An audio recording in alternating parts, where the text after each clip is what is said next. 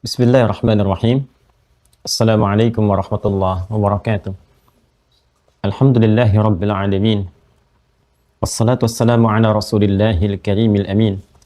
Nabiyyina Muhammadin wa ala alihi wa sahbihi ajma'in wa ba'd. Faya ahbaballahi wa ahbaba rasulihi sallallahu alaihi wasallam. Usi nafsi wa iyyakum bitaqwallahi faqad fazal muttaqun. Fala tamutunna illa wa antum muslimun. Faqala ta'ala Ya ayyuhalladzina amanu taqullaha haqqa tuqatih wa la tamutunna illa wa antum muslimun. Saudara-saudariku, alhamdulillah bersyukur kepada Allah Subhanahu wa taala mengawali perjumpaan kita di subuh kali ini waktu Indonesia bagian barat. Alhamdulillah kita diberikan kesempatan oleh Allah untuk beraktivitas sesuai dengan ajal yang telah ditetapkan. Semoga seluruh aktivitas kita baik yang telah, sedang ataupun akan dikerjakan diridhai oleh Allah Subhanahu wa taala. Tak henti kita bermohon kepada Allah semoga saudara-saudari kita yang berkehidupan sampai detik ini namun belum beriman, dikuatkan jiwa mereka, dibimbing lisan mereka untuk bersyahadat sebelum wafat kembali kepada Allah Subhanahu wa taala.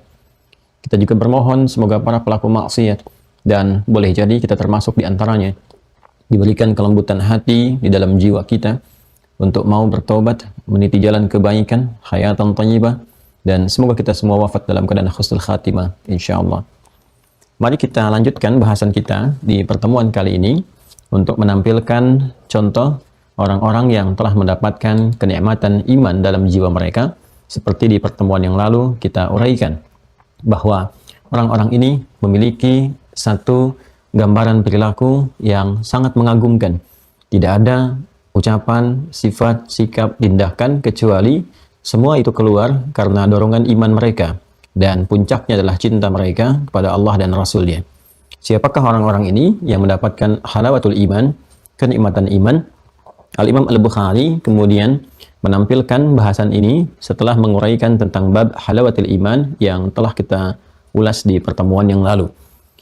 Poin penting sebelum kita tampilkan pembahasan kali ini, seluruh bahasan yang telah kita uraikan semuanya akan tersambung dan bahkan kembali pada pembahasan bab pokok, yaitu penguatan simpul-simpul iman, rukun-rukun iman, 6 simpul utama, 6 pondasi utama yang merakit kekuatan di dalam jiwa yang dengan itu dapat melahirkan cahaya. Jadi semua poin ini akan kembali kepada pembahasan awal.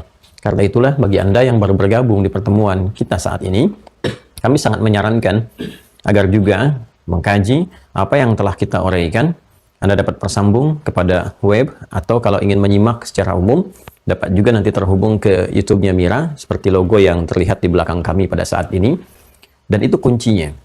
Bahkan semua pelajaran terkait dengan akidah, atau bahkan tauhid, pada intinya adalah menguatkan 6 simpul ini. Ketika 6 simpulnya kuat, tertanam di dalam jiwa, mengikat dengan kuat, ini akan menjadikan seluruh perbuatan kita bernilai saleh, dan ini akan membantu kita mendapatkan rahmat Allah Subhanahu wa taala, sehingga lahirlah jaminan keselamatan, tentraman, kedamaian baik di dunia, di alam kubur ataupun saat kembali kepada Allah Subhanahu wa taala. Wassalamun alaihi yauma wulida wa yauma yamutu wa yauma yub'atsu hayya.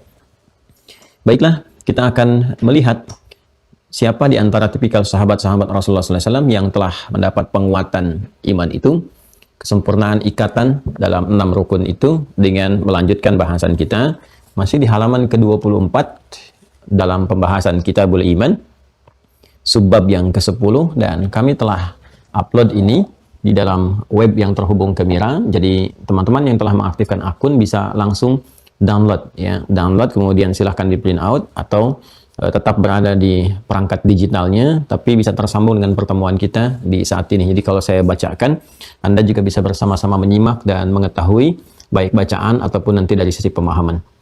Pun demikian, mohon perangkat belajar yang telah dapat di Mira itu disertakan dalam proses pembelajaran. Khususnya bagian catatan ya, mushaf dan catatan itu bagian yang terpenting, karena nanti pembahasan-pembahasan ini akan juga terjadi sinergitas, relevansi, serta korelasi ketersambungan antara ayat dan hadis-hadis Nabi SAW yang menunjukkan kebenaran dan penguatan risalah Islam. Jadi nggak terpisahkan. Itulah indahnya di Islam, selalu relevan antara penjelasan hadis ya dengan sumber wahyu dari Al-Quran, itu selalu relevan. Nggak ada yang kontradiktif satu dengan yang lainnya. Ya, nggak ada ayat satu misalnya bertentangan dengan ayat yang lainnya, atau hadis satu dengan hadis yang lainnya, ya, atau bahkan Al-Quran dengan hadis. Ya, sepanjang ditelusuri, diseleksi, seluruhnya tersambung pada keterangan Rasulullah SAW, pasti akan terjadi penguatan terhadap ayat-ayat Al-Quran dan saling mengonfirmasi satu dengan yang lainnya. Ya, baik. Mari kita sambungkan dan kita bacakan. Bismillahirrahmanirrahim. Kalau kemarin ke subtopik yang ke-9, sekarang 10 ya, tulisannya 1 dan titik ya. Bab alamatul iman hubbul ansar. Bab alamatul iman, ya, tanda-tanda keimanan itu diantara, kita sebutkan diantara ya, karena yang sebelumnya sudah kita berikan satu gambaran, atau bahkan kita bisa terjemahkan dengan bentuk tunggalnya, ya, diantara satu tanda keimanan itu, ya, karena alamah itu juga menjadi bentuk tunggal, singular, mufrad, ya kan? Alamat diserap ke dalam bahasa Indonesia alamat. Alamat itu dari bahasa Arab. Ya, alamat itu dari kata alamah. Akarnya, masya Allah, ini terkorelasi kuat sekali. Ya, terkorelasi kuat sekali dengan kata alam, dengan kata ilmu, dengan kata alima. Ya. Ini kan ada alamah seperti ini tulisannya. Alamah. Ini tanda ya. Tapi bukan sekedar tanda. Yuk kita ngaji tinjauan bahasa dulu ya, supaya kita memahami betul dan mengetahui kedalaman maknanya. Ini dengan mengetahui kedalaman maknanya, kita bisa mendapatkan satu hakikat dari pemaknaan yang dengan itu mudah kita cerna dan insya Allah membantu kita untuk ringan beramal. Kata alamah seperti ini. Ya, dari kata alam begini. Nanti ada tak sifatnya. Kemudian seperti ini. Ya kan? Ini pokok katanya dari 3 huruf, ain, lam, dan mim. Ya kan? Kalau kita ingin ambil ke dalam kata benda, misalnya, alamun bisa, ya, derivasi namanya. Ilmun bisa, ya kan? Verb kata kerjanya, alima. Ya.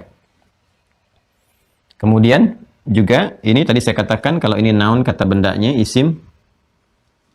Kalau ini fi'il. Ya, jadi kalau ada ain, lam dengan mim, bentuk kata bendanya, isimnya, nounnya, ya bisa kita bacakan ain, lam, mim itu semua fathah ke sini kecuali yang ujungnya pakai tanwin. Alamun bisa. Jelas ya? Kemudian juga bisa ilmun, ain pakai kasrah, ini kemudian sukun, ilmun. Bisa alamun, bisa ilmun. Ini kalau kata benda. Kalau kata kerja, ainnya fathah, lamnya kasrah, kemudian bagian akhirnya ini berharakatnya tidak ada tanwin. Pokoknya kalau huruf terakhir nggak ada tanwin, kata kerja. Ya, kalau huruf terakhir nggak ada tanwin, kata kerja. Alima, kataba, sami'a, ya. Itu ujungnya nggak ada tanwinnya, itu kata kerja. Itu tanda cepatnya. Verb, fi'il. Kemudian juga seakar dari sini bisa begini. Ya, ini turunan-turunan kata ya, hybridnya. Derivasinya. Nanti Anda temukan yang begini, alam, gitu kan? Terus ada yang begini, ain, alif, ini, ain, alif, lam, mim. Ini bisa alamun, begini. Bisa juga nanti alimun. Ya. Kalau ini tanda, alamun, tanda, alamun. Sudah ya? Bacanya pendek.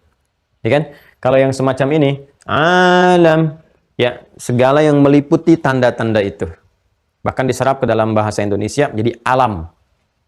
Ya, alam. Ya, yang meliputi segala tanda-tanda itu disebut dengan apa? Alam. Jelas ya?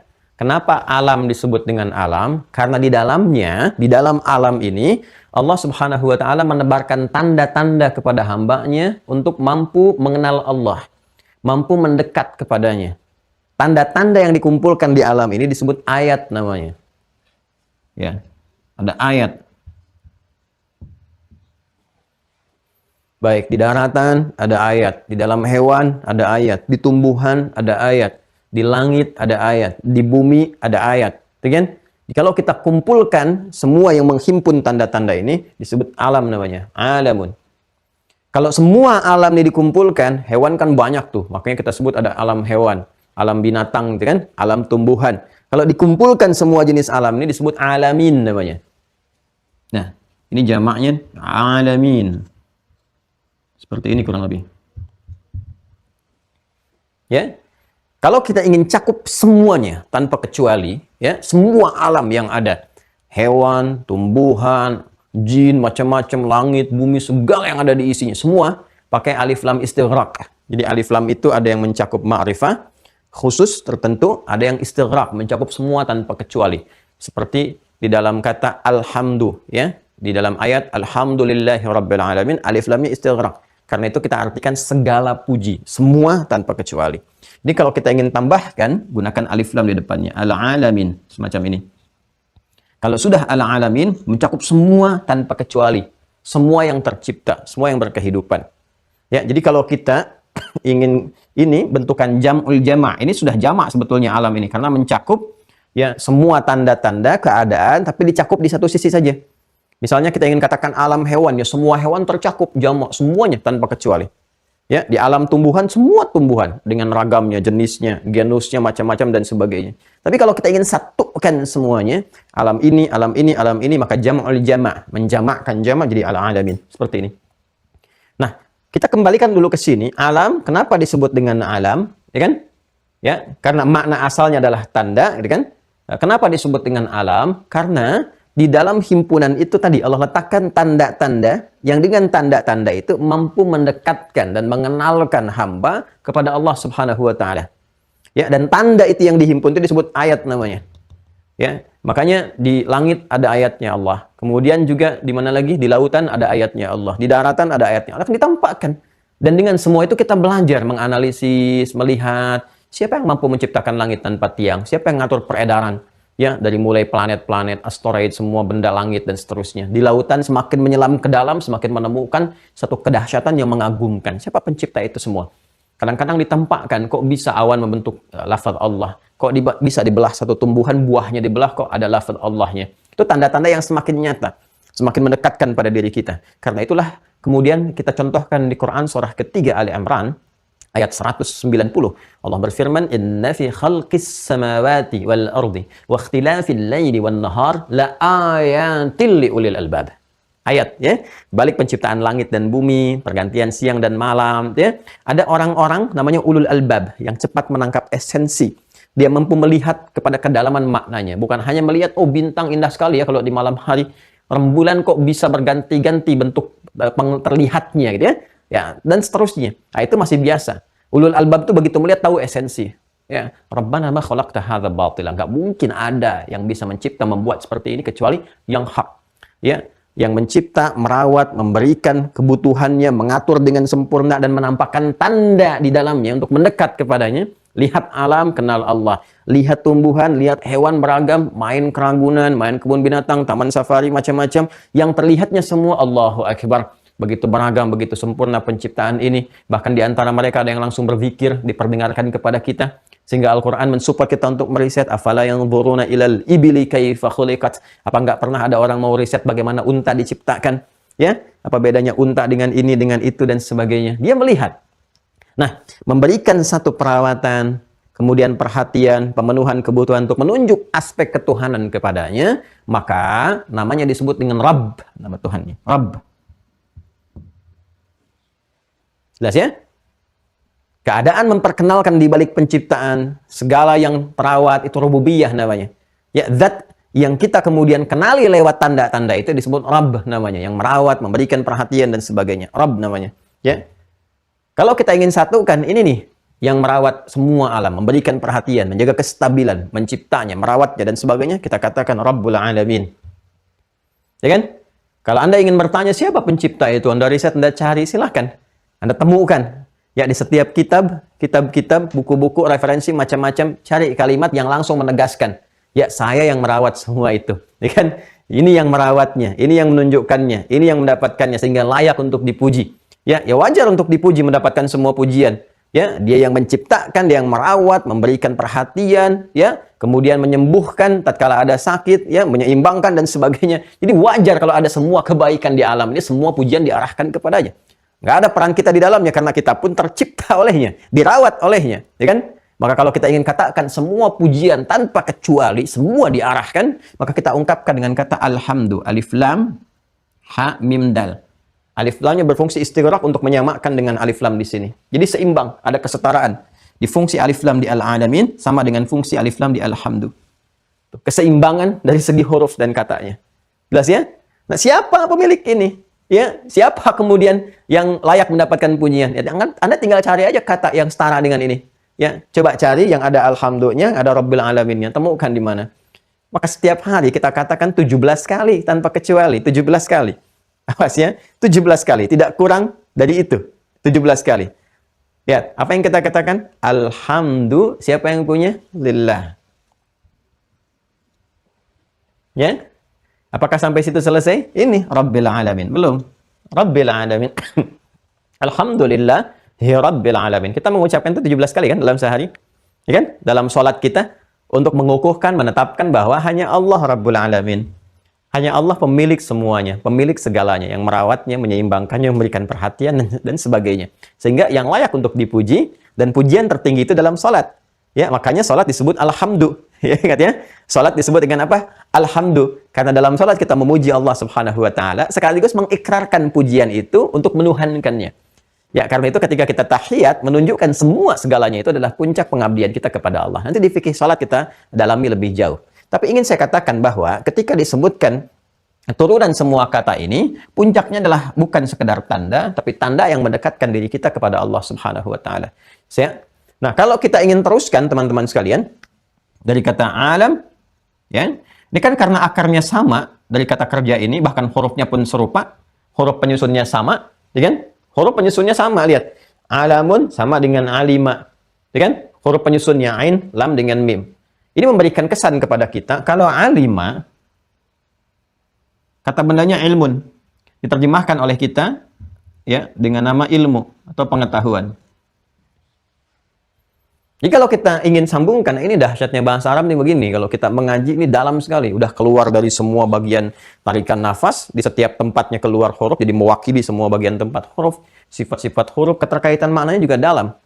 Ya, kenapa? Susunan hurufnya ini sama seakar dengan kata ilmu, seakan memberi kesan kepada kita, kalau Anda ingin menemukan esensi dari semua yang tercipta ini, dan menemukan hakikat tertingginya yaitu ayat, tanda yang mendekatkan diri kita kepada penciptanya, bukan sekedar mengenal luarnya. Ya. Jadi kalau Anda ingin tahu rasa enaknya kelapa, ya jangan cuma lihat luarnya, atau sampai pada serabutnya, atau sampai kepada kulit luarnya, ya kan? Masih keras di situ. Ya, jadi ada orang yang baru melihat dengan serabut saja. Oh, matahari itu bagus ya kalau sunset. Ingin melihat itu aja, itu serabut namanya. Ya kan? Jadi kalau Anda ngelihat cuma rasi-rasi bintang aja begini, oh bagus ya bentukannya gini. Ah, itu baru batoknya itu. Ya. Kalau Anda ingin merasakan kenikmatan ke dalamnya, bukankah Anda akan belah itu? Anda akan lihat. Nah, begitu Anda menemukan daging yang paling halus di dalamnya itu lub namanya. Orang Arab menyebutnya lub. Lub. Jamaknya disebut albab. Ya, albab. Makanya nanti ada yang dikenal dengan ulul albab. Ya, kembali ke Quran surah ketiga Ali Imran ayat 190. Inna fi khalqis samawati wal ardi wa ikhtilafil laili wan nahari la ayatin li ulil albab. Siapa ulul albab itu? Dia yang bisa membaca ini. الذين يذكرون الله قياما وقعودا وعلى جنوبهم ويتفكرون في خلق السماوات والأرض يا ربنا ما خلقت هذا باطلا سبحانك فقنا عذاب النار. Ya, di orang-orang ulul albab ini orang yang dia melatih dirinya dengan zikir dan fikir. Jadi istilah zikir dan fikir itu dari Al-Qur'an. Surah ketiga Ali Imran, ya kan? Ayat 191 sampai 192 itu turunan-turunan ke bawahnya itu zikir dan fikir. Ya, masih dengar kan? Masih ingat kan? Zikir dan fikir. Kemudian ditajamkan lagi, ya, dilebarkan kalimatnya dengan menggunakan imtak dan ibtek. Masih dengar itu? Ya, itu terambil dari bahasa Al-Qur'an. Alladzina yadhkurunallaha, dia senantiasa meningkatkan zikirnya kepada Allah, keseimbangan spiritual, keseimbangan rohani. Ini manusia ideal.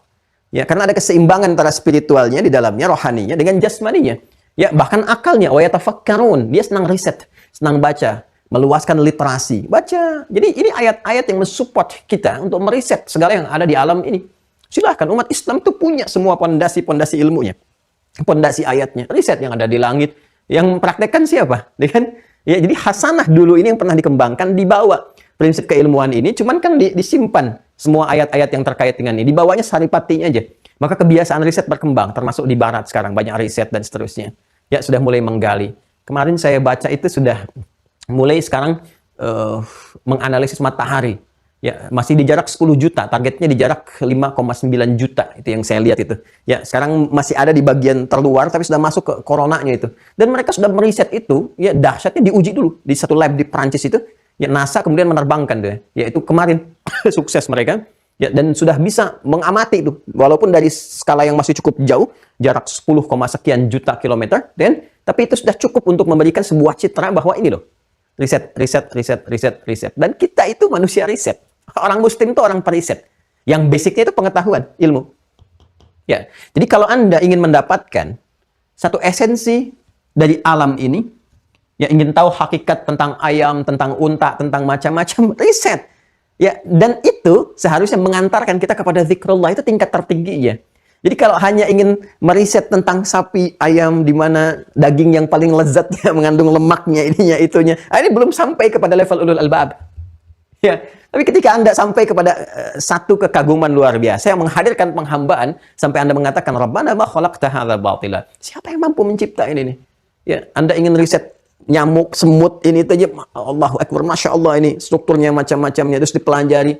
Ya, dari semut tiba-tiba bikin helikopter, dari nyamuk tiba-tiba bikin helikopter yang bisa terbang datar gitu, ya, vertikal seperti ini dan seterusnya. Ya, dan macam-macam lah. Dari semut bikin ini, bikin bagian penyamaran, satu kain yang tersamar dalam kegelapan, nggak bisa tampak tapi bisa melihat dan seterusnya. Ini riset, kita kaya akan itu. Tapi puncak tertingginya adalah bukan kreasi dunia. Puncak tertingginya adalah penghambaan kepada Rabbul Alamin ini. Sampai kita mengatakan Alhamdulillahi Rabbil Alamin.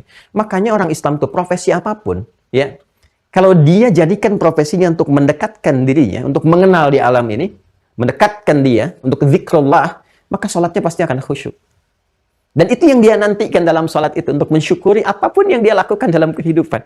Karena nggak ada interaksi hamba dengan alam sekitar ini, benda apapun, kalau zikrullah dia tinggi, kecuali akan mengingatkan dia dengan Allah Subhanahu wa Ta'ala.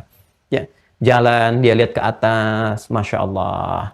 Jalan, dia lihat ke bawah, Masya Allah. Duduk, dia duduk di meja, baru saja kemudian dia bersandar gitu, dia simpan tangannya, Astagfirullah. Dia macam-macam, karena takut pernah berbuat salah di situ dan sebagainya. Karena dia tahu semua perangkat ini akan menjadi saksi saat dia kembali kepada Allah. Itulah, ini teman-teman sekalian, tanda.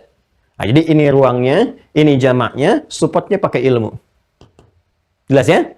Nah, kalau sudah pakai ilmu, orang yang tahu tanda itu, ya, sehingga mendekatkan dirinya kepada Allah, muncul kekhusyuan, dari khusyuk muncul khasyah.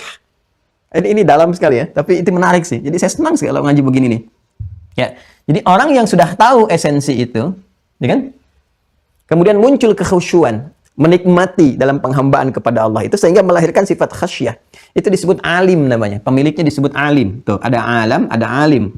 Tadi yang saya sebutkan, ini alamun, ini alimun, alim. Orang yang tahu. Jamaknya disebut ulama. Jamaknya disebut ulama. Gini. Karena itu di surah Fatir, surah ke-35. Ya, sudah ayat 28, paling kanan, agak sedikit ke bawah. Lihat di pertengahan ayatnya. Innama yakhshallaha min ibadihil ulama'u. Innama yakhshallaha min ibadihil ulama'. Sungguh, yang punya sifat khasyah itu, di antara hamba-hamba Allah, itu ulama. Khasyah. Jadi ulama ini yang sejati, disifati oleh Al-Quran, bukan dengan sifat keluasan ilmunya. Karena kalau sudah alim, ulama, ya jelas dia punya ilmu. Itu nggak usah disifati lagi. Nggak mungkin disebut alim karena nggak punya ilmu. Ya. Tapi yang sejati di antara sekian yang punya ilmu itu adalah orang yang mampu dengan ilmunya itu mengenal Allah. Jadi kalau punya ilmu tinggi-tinggi nggak kenal Allah, itu belum punya ilmu, kata Al-Quran. Belum dapat esensinya. Jadi kalau ada orang yang mencari pengetahuan, ya secara akademik misalnya, gelarnya tinggi, sampai S1, S2, doktor, bahkan S3, ya itu gelar untuk pendidikan. Ya kan? Gelar untuk pengajaran bahkan diberikan, karena pengabdian di dalam mengajar disebut profesor misalnya. Tapi kalau sampai ke tahap profesor, doktor, dan seterusnya, bla bla bla, gelar yang lain, belum mampu mengenal Allah, maka masih kecil di hadapan Allah ilmunya. Ya kan? Nah, karena ilmu yang hakiki itu, yang sejati, kata Al-Quran, ya, dibalik ilmu yang dikandung dari kata alim, jamaknya ulama itu, ya, membimbing dia untuk bisa menemukan esensi di balik kehidupan. Bahkan pada dirinya sendiri. Ya, sanurihim ayatina fil afaqi wa fi anfusihim hatta yatabayyana lahum annahul haq. Ya kan? Ya, di surah Fussilat itu kan seperti yang pernah saya sampaikan. Ya, jadi dia bisa menilai dengan ketinggian ilmu yang dia dapati itu dengan pencariannya, puncaknya dia menemukan, oh sejatinya itu dia geologi misalnya ahli dia di bidang itu. Jadi sejatinya dia menemukan, Masya Allah, nggak ada yang mampu memberikan tanda di batu-batu ini kecuali penciptanya. Terhubung, cari, pasrah kepada Allah. Sholat. Dan sholat itu karena dia dapat dengan ilmunya, dapatlah khusyuk. Ya, khusyuk ini yang melahirkan khasyah nanti. Ya, khasyah, puncak kepatuhan kepada Allah. Jadi kalau sudah alim, punya sifat khasyah, maka khasyah akan membimbing ilmunya sehingga selalu bermanfaat. Ya, ini moralnya.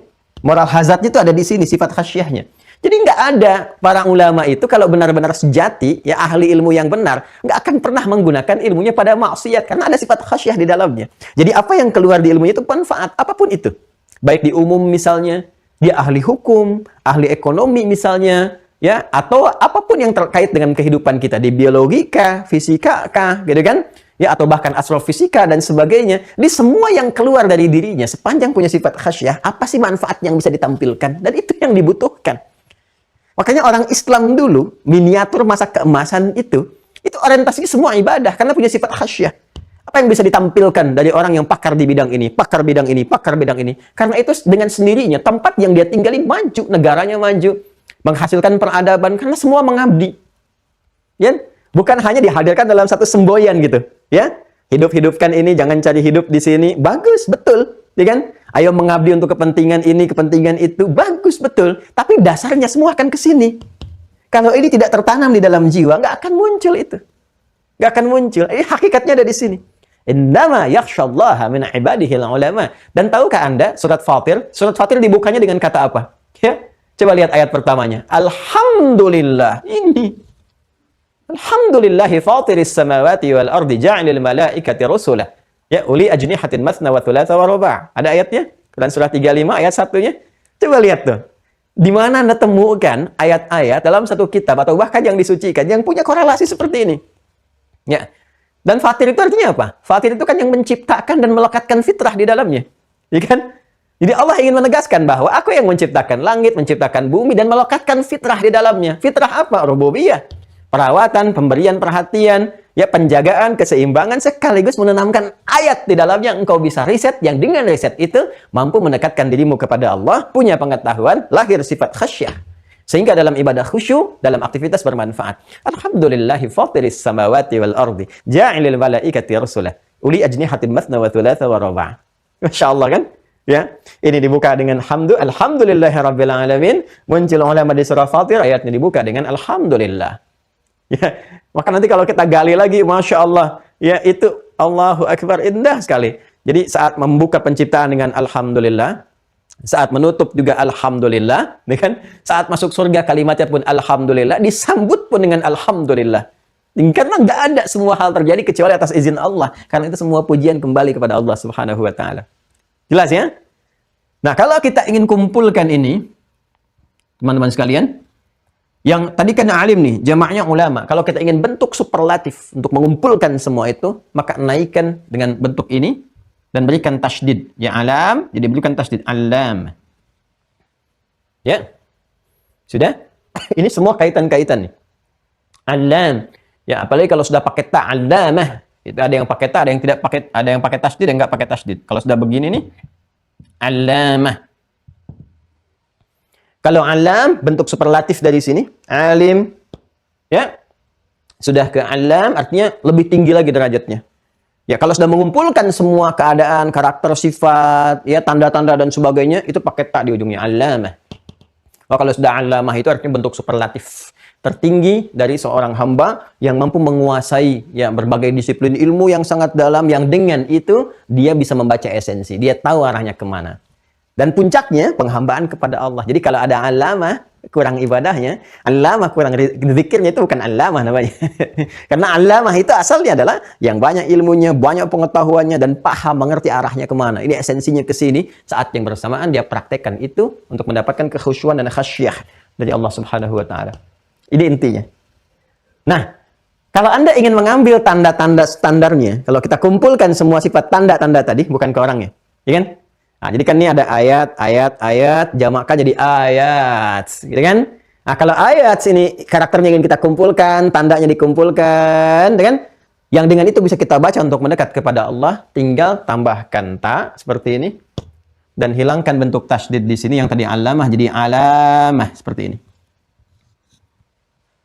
Maka kita temukan kata ini bukan sekedar tanda, ya. Di alamah itu artinya kumpulan dari tanda-tanda yang mencakup ini kalau udah ada ta. Bisa sifat yang harus ditiru, ya kan? Bisa keadaan yang bisa diriset, dan seterusnya. Ya, jadi tak di sini fungsinya mahal sekali nih. Ini mahal sekali taknya, ya kan? Jadi mencakup segala keterkaitan, ya, yang melahirkan tanda ini. Yang tanda ini kita pelajari dengan ilmu, nih akarnya. Ini kalau kita ingin kaitkan korelasinya. Yang tanda ini kita pelajari dengan ilmu. Ilmu ini kita riset kepada isi-isi tanda di alamat ini, ya, isi-isinya berupa ayat-ayat ini, yang dengan itu mampu menjadikan kita kenal dengan Allah, alim, memiliki sifat khasyah. Ya, jadi ketika Al-Imam Al-Bukhari memberikan judul di subtopiknya dengan mengatakan alamatul iman, kan?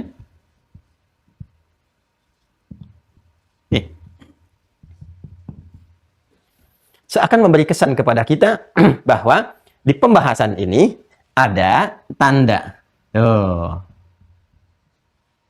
Yang tanda ini akan muncul bisa berupa di sifat-sifat tadi yang bisa dipelajari, keadaan yang bisa dikaji bahkan ditiru, kan? Yang menghadirkan ayat, tanda-tanda yang mampu mendekatkan diri kita kepada Allah, al-iman, dan menguatkan iman. Jadi ini bukan sekedar tanda iman terjemah biasa. Kalau diterjemahkan biasa, alamatul iman, tanda-tanda iman atau tanda keimanan, ya kan? Tapi kalau kita ingin terjemahkan dengan tafsir yang telah kita bahas tadi, maka kalimatnya menjadi begini. Alamatul iman, tanda-tanda penguatan iman dari sifat-sifat atau keadaan yang dapat ditiru, yang bisa dibaca lewat pengetahuan, ya kan? Melalui ayat-ayat yang tampak. Nah, sekarang pertanyaan, tandanya apa yang bisa dibaca itu? Ilmunya mana? Ya kan? Yang dari semua tanda dan ilmu itu, kita bisa mendapatkan penguatan iman. Dengan penguatan iman itu dapat khasyah. Dengan dapat khasyah itu dapat khusyuk dalam ibadah. Ya kan? Maka teruskan. Alamatul iman, hubbul ansar. Ini yang kita kajinya nih. Hubbul ansar. Nah, jadi ternyata yang ditirunya ini nih. Ya kan? Yang kita bisa kaji, pelajari ini nih, keadaan orang-orang ini, Ansar. Hubbul Ansar, mencintai orang-orang Ansar. Ya. Siapa orang Ansar ini? Sehingga sangat layak untuk dicintai. Siapa orang Ansar ini? Sehingga sangat layak untuk dikaji, dipelajari, dipahami sifat keadaannya. Ya kan? Nah, ini yang coba kita akan baca dalam hadis ini. Kalau saya nggak terangkan pembuka begini, kita nggak tahu kenikmatan mengajinya itu. Ya, nggak ada rasa penasaran kita untuk melihat siapa mereka. Baca aja selesai, ya kan? Tapi kita lihat bagaimana kata ini dituliskan, dihadirkan, dan seterusnya. Dan jangan lupa bahwa alamat ini sudah diserap ke dalam bahasa Indonesia menjadi alamat begini. Awas, hati-hati loh. Sudah diserap ke dalam bahasa Indonesia menjadi alamat. Ya. Jadi kalau Anda menemukan kata alamat, pergi kemana, dan seterusnya, maka sadarilah bahwa itu bukan hanya sekedar kata, tapi itu pengingat. Apakah sejauh kita hidup sampai detik kita mengenal dan mengucapkan kata alamat itu, sudah kenal Allah belum?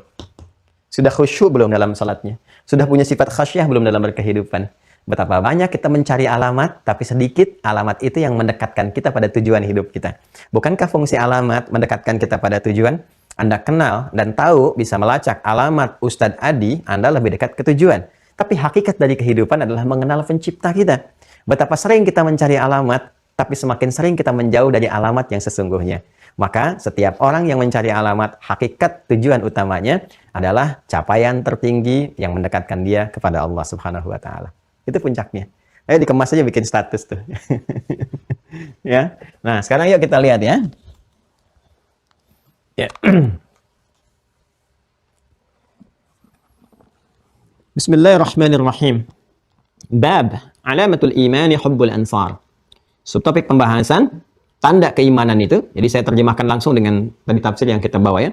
Tanda keimanan itu yang mampu menguatkan iman, mendekatkan diri kepada Allah Subhanahu wa Ta'ala, meriset dengan pengetahuan sehingga melahirkan sifat khasyah, dalam berperilaku, khusyuk dalam ibadah adalah hubbul ansar, mencintai kaum Ansar. Baik, siapa Ansar ini nanti kita akan baca dulu, setelah itu baru kita jelaskan. Bismillahirrahmanirrahim. Qala al-Imam al-Bukhari. Jadi biasakan ya, seperti pernah saya sampaikan, kalau kita baca hadis, jangan langsung kita bacakan haddatsana atau ke matanya langsung, tidak. Ya, kita coba untuk lihat sehingga mendapatkan inspirasi, dan kita mulai dengan qala. Qala itu berkata, siapa yang berkata? Ya, pengarang kitab ini. Mualliful kitab, musanniful kitab, al-Imam al-Bukhari. Qala haddatsana Abu al-Walid, qala haddatsana Syu'bah, qala akhbarani Abdullah ibn Abdullah ibn Jabr. Qala sami'tu Anas 'anil Nabi sallallahu alaihi wasallam. Kalau sudah ini Anas umumnya Anas bin Malik. Nanti ada Anas bin Nadar, itu dari golongan Khazraj juga. Ada Anas bin Malik, sama-sama dari Khazraj. Tapi kalau di ilmu hadis biasanya, kalau ada hadis itu diriwayatkan, kalau sudah Anas berdiri sendiri, itu biasanya Anas bin Malik. Ya, sudah kita bahas. Kalau disebutkan Anas bin Malik, sudah terbayang ya. Bapaknya, ibunya yang seperti saya sampaikan. Jadi maksud saya, kalau disebutkan Anas, ingat keluarga bapak, keluarga ibu.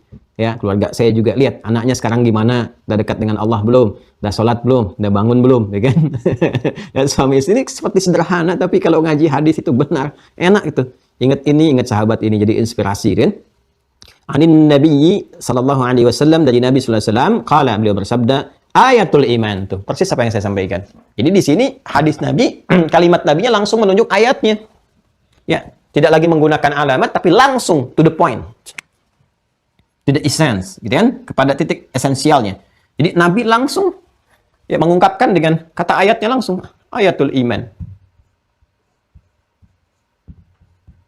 Nah, ini kalau sudah pakai ayat, sudah nggak ada yang lain tafsirannya. Ya, seperti yang saya urai tadi kan? Kalau ayat-ayat ini dihimpun, dikumpulkan, dan seterusnya, maka menjadi tanda alam kan? Tapi kalau sudah disebutkan ayatnya langsung, sudah. Nggak ada yang lain kecuali tanda yang mendekatkan diri kita kepada Allah. Secara langsung. Nggak ada ambigu makna, kanan kiri enggak. Pokoknya dengan ini, diri kamu harus lebih dekat. Ya, karena itu kenapa isi Al-Quran disebut dengan ayat. Karena setiap kali kita berinteraksi dengan Al-Quran, membaca, mengaji tafsir, bahkan mendengar saja, kalau bening hati kita itu jernih, itu langsung bertambah kedekatan kita kepada Allah. Ya, baru dengar aja, kalau bening hati kita itu, baru dengar, itu bertambah. Menguat keimanan, bertambah kedekatan.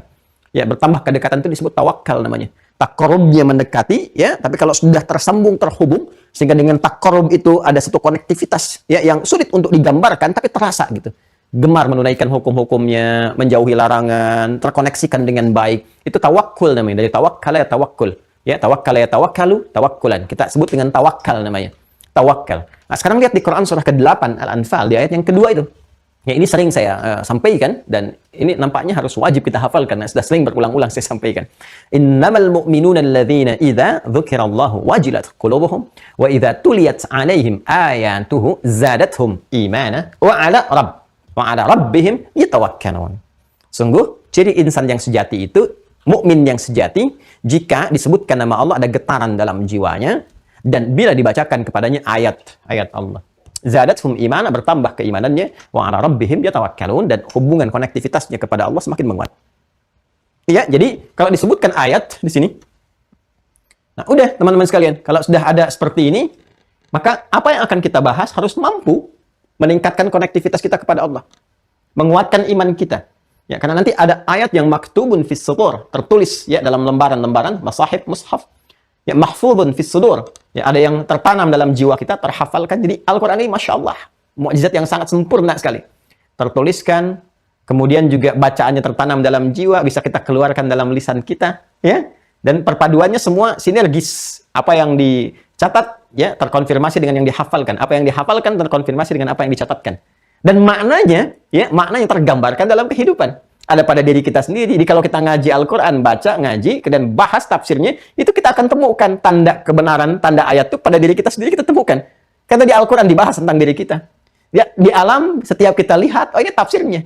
Karena itu para ulama tafsir mengatakan, ayatul kauni tufassiru ayatul Qur'ani. Ayat-ayat di kaun, di semesta ini, ya menafsirkan apa? Menafsirkan secara langsung, real, tentang apa yang terkandung dalam ayat-ayat yang tertuliskan atau terhafalkan dalam jiwa kita di Al-Quran. Ini ayatul iman, kata Nabi SAW, ya, tanda keimanan itu, artinya tanda yang mampu menguatkan iman. Yuk, lihat hadisnya. Coba lihat, kan Anda sudah download itu. Ya, kita sudah sampaikan. Ayatul iman, tanda iman itu, yang mampu menguatkan hubungan kita dengan Allah, ya, dan menanamkan keyakinan tanpa ragu, karena sudah iman itu yakin tanpa ragu. Hubbul ansar. Ya, di antaranya apa? Mencintai ansar. Hubbul ansar, mencintai ansar. Wa ayatun nifaq. Sedangkan tanda munafik itu, awas hati-hati tuh. Awas hati-hati ya. Di ayat itu kalau berdiri sendiri, mendekatkan diri kepada Allah. Tapi kalau terkontaminasi itu semua, menjauhkan atau bergeser atau bahkan mengolok-olok, kena penyakit. Penyakitnya disebut dengan marad, menyerang ke tempatnya, tempat iman itu, ya. Tapi esensi dari itu disebut dengan nifak. Nanti orang yang disebut munafik. Ah, gini, supaya lebih paham, saya visualisasikan. Supaya lebih mengerti kita, jadi bahasnya enak banget gitu ya. Kalau kita ngaji itu, insya Allah. Kemudian ada pahala untuk guru-guru yang telah mengajarkan. Jadi Masya Allah gitu ya. Tuh sampai ini kalau pada penting ini gini nih susah dihapus nih. Kalau materinya pada penting susah dihapus nih. Apalah. Masih ingat nggak teman-teman sekalian? Ini masih ada nih. Iman itu kan tempatnya kan di jiwa takwa begini. Masih ingat ya? Takwa ini kan tempatnya di mana? Di nafas kan? Nafas. An-nafas. Ya. Masih ingat di surat Asy-Syams, Quran surah 91, ayat 7 sampai 10 itu yang sering saya sampaikan. Wa nafsin wa ma sawwaha fa alhamaha fujuraha wa taqwaha. Fujur biarkan sendiri karena sudah kita bahas, ya. Baik, sekarang kita masuk ke takwanya. Berarti di dalam nafas ini ada takwa. Dalam takwa ada keimanan. Ya, ini yang cahaya utama untuk mensupport sifat-sifat baik yang terkumpul dalam takwa disebut dengan khair atau namanya khairat. Kemarin sudah kita bahas. Untuk menguatkan iman ada simpul yang 6. Tapi semua ini ada di sini. Ini Masya Allah kalau kita belajar di kimia itu saat membedah atom. Ya, atom itu kan yang terdalam, nuat. Ya, nuat. Kalau di hidup manusia ada niat yang saya sampaikan itu. Titik terdalam yang terkecil itu partikel terkecilnya kan itu dibedah lagi. Ya. Ada apa lagi? Ada proton gitu kan? Ya kan? Ada neuron, gitu kan? Dan seterusnya terus dikaji itu di dalam itu tuh ada pecahan lagi kan? Itu Allah kalau kita satu saatnya, coba guru-guru sebelum pandemi itu kita punya kelas tuh. Jadi yang guru-guru tuh suka saya suruh presentasi. Ya, kalau di sekolah kami tuh yang matematika guru-guru ini suruh nyampaikannya, nanti kita akan coba turunkan ayat-ayatnya, ayat-ayat Quran dan sebagainya yang terkorelasi dengan itu. Jadi begitu ngaji ini, ayatnya ini, ya kan? Dan seterusnya itu indah sekali. Karena saya dulu pernah belajar fisika, saya belajar waktu di tingkat SMP di Thanawiyah itu, ya di pesantren saya belajar fisika. Ya kimia saya belajar saat di SMA. Bahkan riset saya dulu di ferrum, ya besi. Ferrum kan begini, F besar, E kecil. Ya. Masih ingat kan babnya nomor atomnya berapa? 26 kan? Terus dia punya isotop kan? Isotopnya ada 55, 56, yang paling stabil kan 57. Nah, saya tuh riset tentang ferrum, ya isyarat ferrum dalam Al-Qur'an. Jadi di surahnya kan ferrum itu besi. Ya. Besi itu kan bahasa Arabnya hadid. Nah, di Quran itu ada surat Al-Hadid. Surahnya surah keberapa? 57. Dan ayat tentang besinya, ayat 25 sampai ayat 26.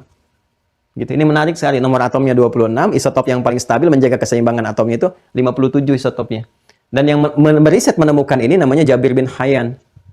Yang kelak nanti turunan dari ini ditemukan, ya terus ya risetnya ditemukan, dikembangkan oleh siapa? John Dalton. Makanya John Dalton disebut bapak atom sampai dengan sekarang. Ya ini asalnya ke sini. Kalau ngaji ini kita temukan indah sekali teman-teman sekalian. Ayo balik sini. Ya, sini dulu ya. Ini nafas. Nafas dia ada di mana? Ada di kolbu. Karena kita belajar dulu. Nafas ada di kolbu. Ya, kenapa nafas tempat nafas disebut dengan kolbu? Karena senantiasa bergejolak.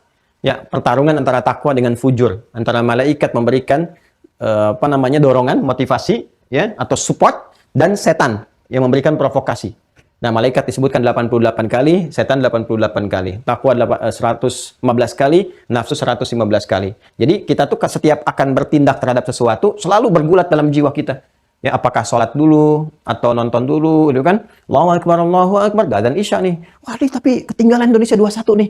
Bagaimana nih gitu kan? Waktu lawan Singapura kemarin tuh terus dan seterusnya, ya. Wah, ya menang, alhamdulillah menang gitu kan. Nah, tapi persoalannya kan pergulatan tuh ada. Ayo pilih mana? Sholat nggak kemarin dikerjakan tuh, ya. Atau jangan-jangan sholat nomor 2, lihat penalti lu nomor 1. Itu bahaya tuh. Ya, bahaya tuh, ya. Dan seterusnya. Ini karena pergolakan, karena setiap kita bertindak, berekspresi itu ada pergolakan di sini. Maka tempatnya disebut dengan kolbu. Ya kan? Jamaknya disebut dengan kulub. Nah, titik yang paling agak luarnya, ini itu disebut dengan sodrun. Jamaknya disebut dengan sudur. Ya kan? Sudur menampung kulub, kulub menampung nafas, nafas menampung takwa dan fujur, takwa mengakomodir iman, iman punya cabang lagi ini. Oh, persis deh kalau kita belajar atom atau belah pohon buah kelapa dan sebagainya, kita temukan semua ilustrasi ini nyata sekali. Nah, apa kaitan dengan pembahasan kita sekarang?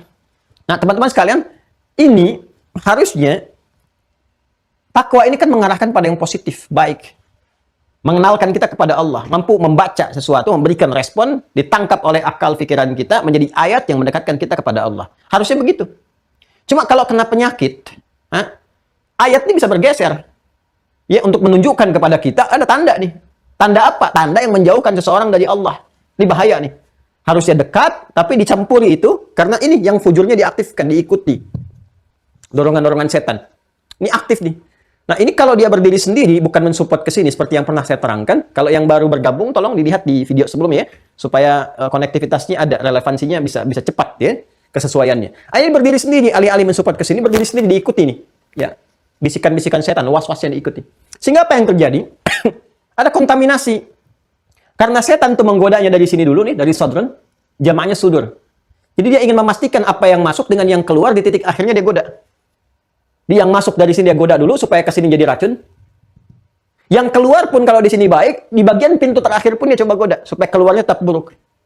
Nah, dengan was-was itu kan halus sekali, seperti air meresap itu tiba-tiba basah kan? Ya. Baik, Anda kan nggak tahu bayi itu ngompol atau tidak, kecuali kalau sudah Anda raba basah ternyata, gitu kan? Oh, ini adik ngompol kok nggak bilang sama mama? Oh, bilang.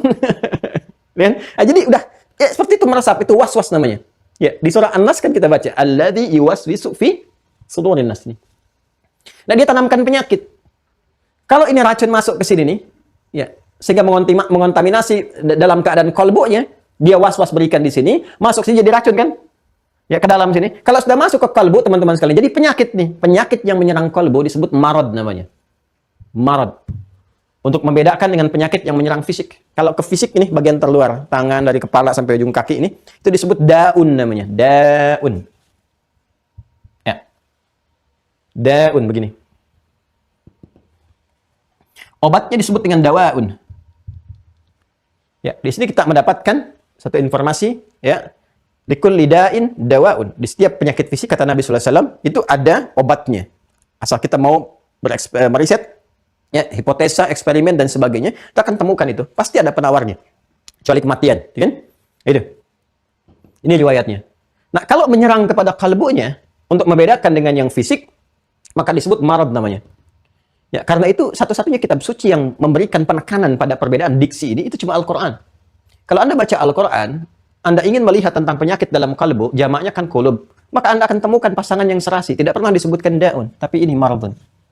Buka Quran surah kedua Al-Baqarah ayat 10. Fi qulubihim marad. Fazadahumullahu marada. Jelas ya? Nah, ini, teman-teman sekalian. Penyakit yang menyerang kepada ini, kalbu disebut dengan marad namanya. Dan biasanya, yang paling populer, bentuk marad yang paling populer ketika menyerang kepada kalbu ini, ya, sehingga nanti menjadikan apa yang seharusnya dikandung dalam takwa itu jadi kontradiktif. Ya, di takwanya menyuruh kepada kebaikan karena kena racun, kena was-was di sini. Ya, jadi bergeser nih. Ya, ini berdiri sendiri, yang fujurnya muncul. Ini lahirnya ke sini nanti nih, tembusnya. Ya, tembusnya ke sini. Jadi seharusnya ke sini masuknya, karena kan nggak bisa masuk ke sini, karena jiwa kebaikan. Jadi kotoran sebab penyakit ini, itu bisa menyoal orang-orang yang jiwa takwanya masih bersih. Karena sifat dari sini kontradiktif dengan ini. Ya, kalau di sini ada jujur, di sini ada dusta, di sini ada sabar, di sini ada marah, di sini ada taat, di sini ada maksiat. Maka ini yang menjadikan orang-orang yang terkontaminasi di sini, ya, di kulubnya ini, masuknya ke sini, bukan masuk ke sini, masuk ke fujurnya, ini yang menjadikan orang-orang ini punya karakter sering mengolok-ngolok, mengingkari ayat, ngolok-ngolok ayat. Ini yang dimaksudkan Quran surah keempat, An-Nisa, ayat 140. Quran surah 4, ayat 140. Paling kiri sebelah bawah di mushaf standar. Wa qad nazzala 'alaikum fil kitabi an idza sami'tum ayatillahi ayat yukfaru biha, diingkari, wa yustahza'u biha, atau diolok-olok. Jadi kalau ini tanpa penyakit, masuknya ke jiwa takwa yang baik-baik, terkumpul sifat baik, keluarnya baik. Tapi karena bawa penyakit, diikutin was-was setan, ikut ke sini, mengontaminasi kolbunya, kolub, ya, kena penyakit, marad, jadi masuk ke sini. ke fujur. Sedangkan fujur kalau berdiri sendiri diikuti was-was setan, tidak mensupport ke sini, tapi berdiri sendiri, yang keluar jelek semua. Ya, karena jelek, setan itu kan lawan dari malaikat, ya kan? Menggoda ke jiwa orang-orang bertakwa. Karena ini jelek sifatnya, maka sudah otomatis akan mengolok-olok yang ini, mengingkari yang baik ini. Maka jangan heran teman-teman sekalian, kalau misalnya dalam kehidupan kita, kita mendengar, kata Allah, ada yang mendengar, ayat-ayat Allah diingkari ini. Kemudian apa lagi? Diolok-olok. Yang ngaji diolok-olok, penghafal Quran diolok-olok, gitu kan? Yang meningkat jadi lebih baik, berjilbab diolok-olok. Dan yang paling menarik, yang mengolok-olok itu yang mengaku muslim. Nah, jadi kalau ada orang mengaku muslim, kalau yang belum beriman, ya karena nggak ada iman. Nah, ini mengaku muslim, tapi mengolok-olok orang beriman. Mengaku muslim, tapi misalnya ya mengingkari ayat-ayat Qur'annya sendiri. Itu apa yang terjadi? Langsung dijelaskan oleh Al-Quran. Ini, jiwa dia terkontaminasi. Jadi sebetulnya yang kena penyakit jiwa yang sesungguhnya itu ya ini. Ya, karena Allah menyebutkan marad, dia ada penyakit. Di dalam dia apa? Di jiwanya, di kolbunya. Fi qulubihim marad, dia kena penyakit jiwa, kata Allah tuh. Nah, sehingga bergeser, menyimpang dari yang seharusnya normal, itu penyakitnya disebut dengan nifak namanya. Ya. Ini kalau kita ngaji lagi nih kedalaman bahasa ini, Allahu Akbar, dalam sekali nih. Ya. Anda tahu nggak terowongan? Kalau haji umrah kan ada terowongan-terowongan tuh, ya kan? Yang membelah gunung di bawahnya itu, ya, masuk ke dalam. Itu bahasa Arabnya disebut nafak namanya. Nafak. Nafakun. Ya kan? Lihat ini dalam sekali, nafak. Kenapa nafak? Karena dia membelah celah supaya ada jalan. Ya, dia lubangin dalamnya supaya ada jalan. Terus nih. Ya, ini bahasa Arab ini menarik sekali teman-teman sekalian. Kalau yang dilubangin itu, ya, dicari celahnya supaya ada jalan negatif, ya, maka dia menjadi nifak sini. Kalau positif jadi infak. Ya, Anda punya harta, terus Anda ingin bikin jalan ya dengan harta ini menuju rahmat Allah supaya dapat bagian pahala, bagian surga, dengan seakan Anda bikin terowongan sendiri dengan harta Anda menuju rahmat Allah. Itu infak namanya, anfaqa yunfiqu. Tapi kalau Anda beri jalan ke sini, ke fujur, yang tadinya harus ke sini, terus dia melubangin jalan tuh supaya punya jalan sendiri, bikin terowongan supaya nembus ke sini langsung keluar. Ya, bergeser dari jalur yang benar, harusnya ke sini. Nah, skemanya kan fujur mensupport kepada iman, sehingga muncul dari takwa, keluar dari nafas ke qalbu jadi jernih. Dia bikin terowongan sendiri tuh. Ya, dia ikutin jalur setan. Ini nggak ke sini, dia ikutin ke sini. Nah, maka ketika dia membuat satu lubang sendiri, jalan sendiri, keluar dari sini, itu nifak namanya. Orang yang mencoba mengikuti jalur nifak ini disebut munafik namanya. Nah, munafik ini orang yang kena penyakit jiwa. Marad. Karena itu tandanya apa? Tanda orang-orang munafik itu selalu menyoal yang punya jiwa takwa. Itu tandanya. Ya, jadi ketika ada, kan takwa membawa kebaikan, kesolehan, kemuliaan, kan? Ada orang menghafal Quran, diolok-olok, ya. Ya, tapi kita tahu itu bukan canda, tapi memang serius. Ya, keluar. Ada orang ingin meningkatkan kesolehan, ketaatan dengan tahajud, muncul, ya. Ada orang ingin berjilbab dengan baik, ada orang ingin berhijrah dan sebagainya dengan kesungguh-sungguh muncul ini. Tuh. Nah, itu namanya nifak tuh. Penyakitnya itu. Ya kan? Nama umum penyakitnya marad, jenisnya disebut nifak, orang yang disebut munafik, jamaahnya disebut munafikin atau munafiqun. Paham nggak? Ya, ini teman-teman sekalian nih. Nah, di antara tanda-tanda nifak itu, kan kita harus tahu nih, tandanya apa ya ketika muncul itu? Kan tanda umumnya disebutkan. Tanda umumnya disebutkan di Quran surah ke-4 itu, An-Nisa, ya 140 itu. Ya, dia kalau mendengar ayat-ayat Allah, dia langsung ingkari. Udah tahu ada ayat begini, sampai bikin ini, bikin itu, sayembara ini, sayembara itu, contoh misalnya kan, contohnya. Atau langsung mengolok-olok, atau bikin meme kalau dunia digital saat ini, atau bikin parodi yang hanya sekedar mengolok-olok. Nah itu, ini kena kontaminasi di jiwanya. Nah, itu penyakit jiwa yang sesungguhnya, yang harus kita bantu untuk keluar dari itu. Ya, kita masih punya rasa sayang, kita doakan, kita tunjukkan, kita bantu. Ya, bukan olok-olok dibalas dengan olok-olok lagi, tidak produktif. Yang sudah tercela tuh nggak usah dicela lagi. Buang-buang waktu mencela yang sudah tercela, memang sudah tercela. Ya, maka kita perbaiki. Cara memperbaikinya bagaimana? Kita doakan dulu, tunjukkan jalan yang benar.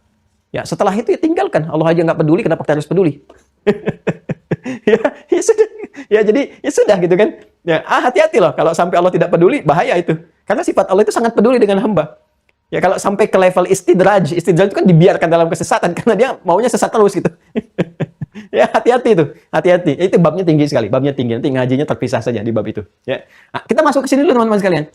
Ya, sekarang kan kita harus melihat ya, ayat Allah diingkari atau diolok-olok dan sebagainya. Kata Allah ya tinggalin aja. Fala taqudu mahum, jangan sertai mau mereka. hatta yakhudhu fi haditsin ghairi, sampai mereka sadar bahwa itu keliru. Nah, kalimat ini indah sekali. Sampai mereka sadar bahwa itu keliru dan kembali kepada nih sifat awal, itu adalah kesan bagi kita. Ya. Jadi jawab yang semua itu dengan apa? Dengan doa yang baik, tunjukkan benar kebaikannya. Di titik mana sampai dia sadar. Kalau nggak mau tetap sadar, ya itu resiko dia. Yang penting tanggung jawab kita selesai. Jelas ya? Nah, ini gambarannya teman-teman sekalian. Innakum idzam mithluhum, tapi ingat jangan diikutin. Kalau diikutin, difasilitasin, orang-orang begini dikasih fasilitas. Ya, yang udah tahu kena penyakit, masa kena penyakit difasilitasin. Ya menular penyakitnya. Ini lebih bahaya daripada COVID nih, penyakit hati nih. Ya, nanti bentuknya sekarang bisa saya pilih tuh. Sekuler, kan liberal dengan pluralis tuh. Itu jangan difasilitasi, jangan dikasih panggung. Ya jangan kasih panggung, gelar setinggi apapun tetap sakit. Tetap sakit. Ya kalau di kampus-kampus ya orang kena sakit jiwa, ya apa masih tetap diminta untuk mengajar, kan jadi masalah. Ya, bukan jiwa yang dimaknai fisik ya. Ya, kalau itu kita berikan perhatian, Masya Allah kita sayangi dan sebagainya, kita rawat. Ini penyakit jiwa yang sesungguhnya. Penuh penyakit, di hatinya itu penuh sesuatu yang kotor. Itu yang harus dibantu keluar aja, direhab dulu gitu. Ya, baru diperbaiki dulu ini. Nah, ini bagaimana muncul di zaman-zaman dulu? Apakah ada nggak? Munculnya seperti apa? Oh, ternyata ada. Ada. Apa itu? Ya, disebutkan langsung oleh Nabi sallallahu alaihi wasallam, wa ayatun nifaqi, langsung dilawankan dengan iman. Sedangkan tanda-tanda di antara tanda yang ditunjukkan oleh Allah langsung kepada kita dengan tanda nifaq, bergesernya fungsi fujur dari yang harusnya support kepada takwa, berdiri sendiri sampai mengolok-olok ke sini, mengingkari ini, kontraproduktif, bahkan jadi duri dalam daging dan seterusnya, bughdul ansar, yaitu nampak pada saat itu dengan membenci ansar. Berarti di sini ada sesuatu yang besar dari ansar ini. Sampai disebutkan support, ya, supporternya dan provokatornya langsung disebutkan ini. Ya. Ayatul iman ya hubbul ansar, di antara tanda yang mampu menguatkan iman, mendekatkan kita kepada Allah sehingga membangun sifat khasyah dan khusyuk dalam ibadah adalah mencintai ansar. Wa ayatul nifaq, sedangkan tanda dari sifat nifaq, penyakit yang mengontaminasi ke dalam jiwa itu dengan sifat maradnya adalah bughdul ansar, yaitu membenci ansar, tidak suka dengan ansar dan diekspresikan dengan tadi tanda-tanda nifaq, mengolok-olok, mengingkari, memprovokasi dan sebagainya. Nah, sekarang yuk kita lihat dalam sejarah dulu. Karena nanti ini ayat, ya kita harus lihat ayat juga. Ya.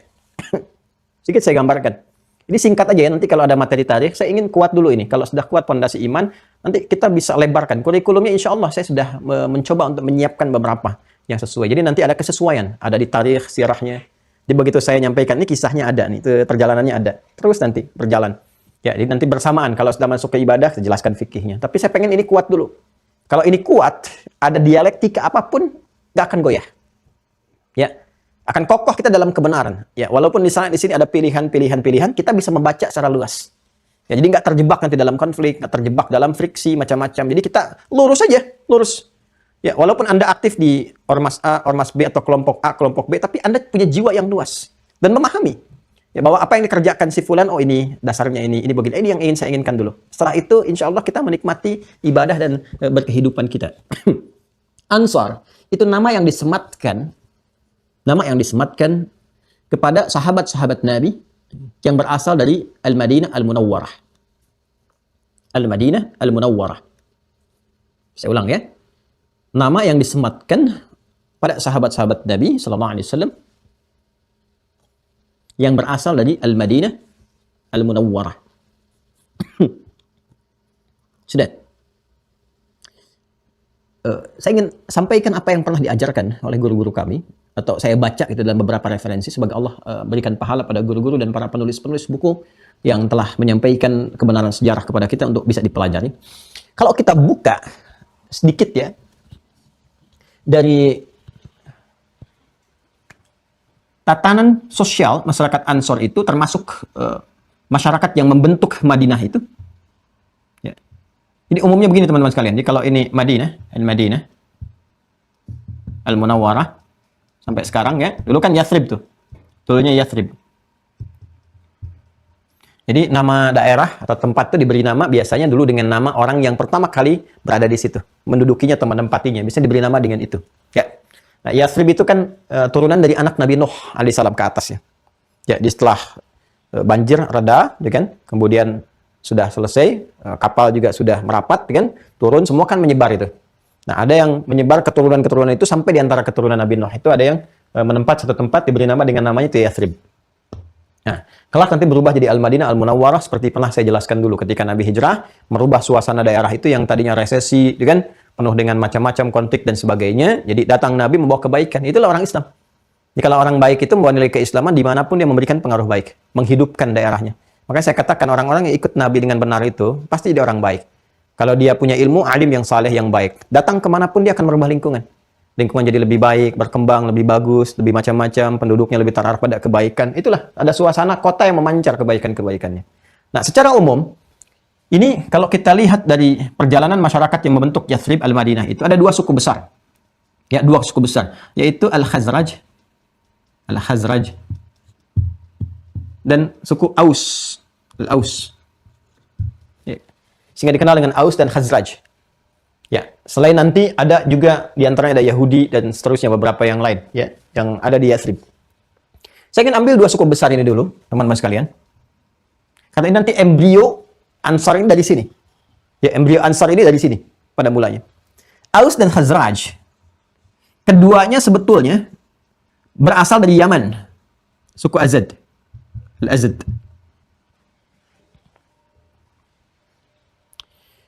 Sudah? Berasal dari daerah Yaman. Keduanya ini saudara sebetulnya. Anak dari seorang bernama Haris. Ya, Harisah. Haris atau Harith. Kita sebut Haris saja dulu. Ya, Khazad bin Haris, Aus bin Haris, terus sampai ke Azad. Ya. Ini satu distrik di kota Yaman. Yaman sekarang. Sudah? Suatu kali terjadi, teman-teman sekalian, bencana besar. Yang bendungan yang jebol itu dikenal dengan Sailul Aram. Ini sangat viral kisahnya. Sailul Aram.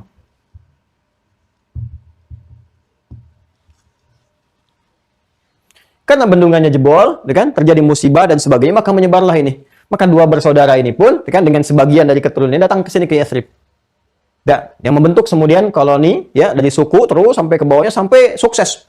Kuat dan seterusnya, punya kekuatan dan seterusnya. Ini sampai melahirkan ya generasi-generasi sendiri. Cuma nanti ada konflik. Konflik ini pun provokasi dari sini, dari etnis yang satu lagi itu ada Yahudi di sini. Nanti kalau Anda baca sejarah Anda akan temukan secara detail. Ini saya highlight-nya aja. Ya. Jadi yang tadinya ini sukses, membangun Yathrib, bagus, baik dan sebagainya, diprovokasi sama etnis Yahudi. Ya, supaya berselisih. Dari berselisih ini kalau ini bertikai keuntungan diambil oleh ini. Jadi ini yang bisa mengembangkan ekonomi, yang bisa mengembangkan macam-macam. Ini diadu dulu. Ya, ini mirip-mirip lah dari dulu sampai kekinian tuh ada sifat-sifat itunya gitu kan. Nah, yuk kita lihat nih. Ya, lihat sini baik-baik. Ini secara singkat ini konflik sampai kurang lebih 6 abad nih. Ya, ini kepindahan mereka dari Sailul Aram ini, ya dari Azad ini, ya kan? Setelah terjadi Sailul Aram dari bencana yang sangat besar itu di Ma'rab, ya. Mereka kemudian ke sini itu kurang lebih 1000 tahun sebelum Masehi. Ya, 1000 tahun sebelum Masehi. Jadi sudah menghuni di sini. Ya. Sudah tinggal berketurunan beraktivitas, konflik ini. Dua suku besar ini. Nah, kurang lebih 600 tahun. Dan Masya Allah, ini sangat luar biasa. Inilah pesonanya Nabi SAW dengan akhlaknya, kemuliaannya, dan sebagainya. Ini reda, teman-teman sekalian, konflik ini. Ini reda dengan kedatangan Nabi Muhammad SAW. Jadi, 1000 tahun sebelum Masehi sudah berkehidupan, berjalan lama ratusan tahun, macam-macam terus, kan? Sebelum kedatangan Nabi Muhammad, diprovokasi sama ini, konflik dua ini, sampai udah. Kalau di sini meninggal satu, ini harus meninggal juga satu di sini. Sampai seperti itu ya. Apapun yang terjadi, pokoknya sudah keseimbangan. Sana meninggal, sini meninggal. Konflik terus. Ya. Dan konfliknya, dari jarak sebelum kedatangan Nabi, kurang lebih 600 tahun sudah berjalan. Ya. Ketika berjalan konflik ini, datang Nabi Muhammad SAW. Ini bisa dicairkan, diredakan, diislahkan. Ya. Jadi begitulah orang Islam tuh. Ya. Innamal mu'minuna ikhwah. Orang Islam itu bersaudara. Jadi kalau ada dua berseteru dan sebagainya, jadi penengah, bukan jadi provokator. Dipersatukan. Ya, jadi jalan kebaikan. Jadi ketika menyatu teman-teman sekalian, nyatu baik, maka bersama-sama kompak membangun. Nah, dalam suasana ini, sebelum kedatangan Nabi pun, ini dua ini kan sudah berkelana nih. Ya, saya balik alurnya, balik ke belakang lagi. Ya, jadi sebelum kedatangan Nabi dipersatukan dengan skala besar ini kompak kembali, dua-dua ini kan sudah mulai berkelana. Ya, merantau kemana, ada yang ke Mekah untuk berdagang atau berhaji dan sebagainya dan seterusnya. Udah mulai jalan tuh. Ya, cuma hajinya kan belum sempurna seperti yang Nabi ajarkan. Tapi tetap orang paham, karena Ka'bah itu pusat berhaji. Ya, jadi ada yang masih murni mengikuti tuntunan Nabi Ibrahim, ada yang sudah terkontaminasi, ada yang sudah ikuti ke berhala dan sebagainya. Ya, jadi tapi Makkah itu sudah terkenal, pusat tempat adanya Ka'bah. Jadi yang dari Syam, yang dari Yaman, kunjungan pada kesini, termasuk yang dari Madinah. Ketika mendengar ada Nabi SAW di Madinah, ya kan? Ini ada kafilah-kafilah yang berangkat dari sini, dari Al-Madinah Al-Munawwarah, dari keturunan ini, Aus dan Khazraj. Ya, berangkat kemudian ke kota Mekah menerima risalah Islam. Ya, mereka datang kepada Nabi SAW. Ya, kemudian di antara mereka bahkan sudah yakin, sudah kuat, sudah tahu, pulang-pulang kemudian diinfokan lagi ke masing-masing kaumnya. Nabi mengajarkan perdamaian, kebaikan, penyembahan kepada Tuhan yang hak. Akhirnya apa? Ini muncul benih-benih persatuan di antara kedua ini. Tapi baru dari personal-personal. Detailnya. Jadi yang ini ada yang berangkat, kemudian ketemu Nabi, berislam. Dari Aus siapa misalnya? Muaz bin Jabal. Ya, dari Hazrat siapa misalnya? Banyak ini lebih banyak lagi. Ada Sa'ad bin Ubadah nanti, ya ketua sukunya. Kemudian ke bawahnya lagi ada Zaid bin Thabit. Ya, ke bawahnya lagi ada siapa lagi? Ya, ini sangat familiar. Termasuk Anas bin Malik ada di sini. Ya, ada di bagian Hazrat ini.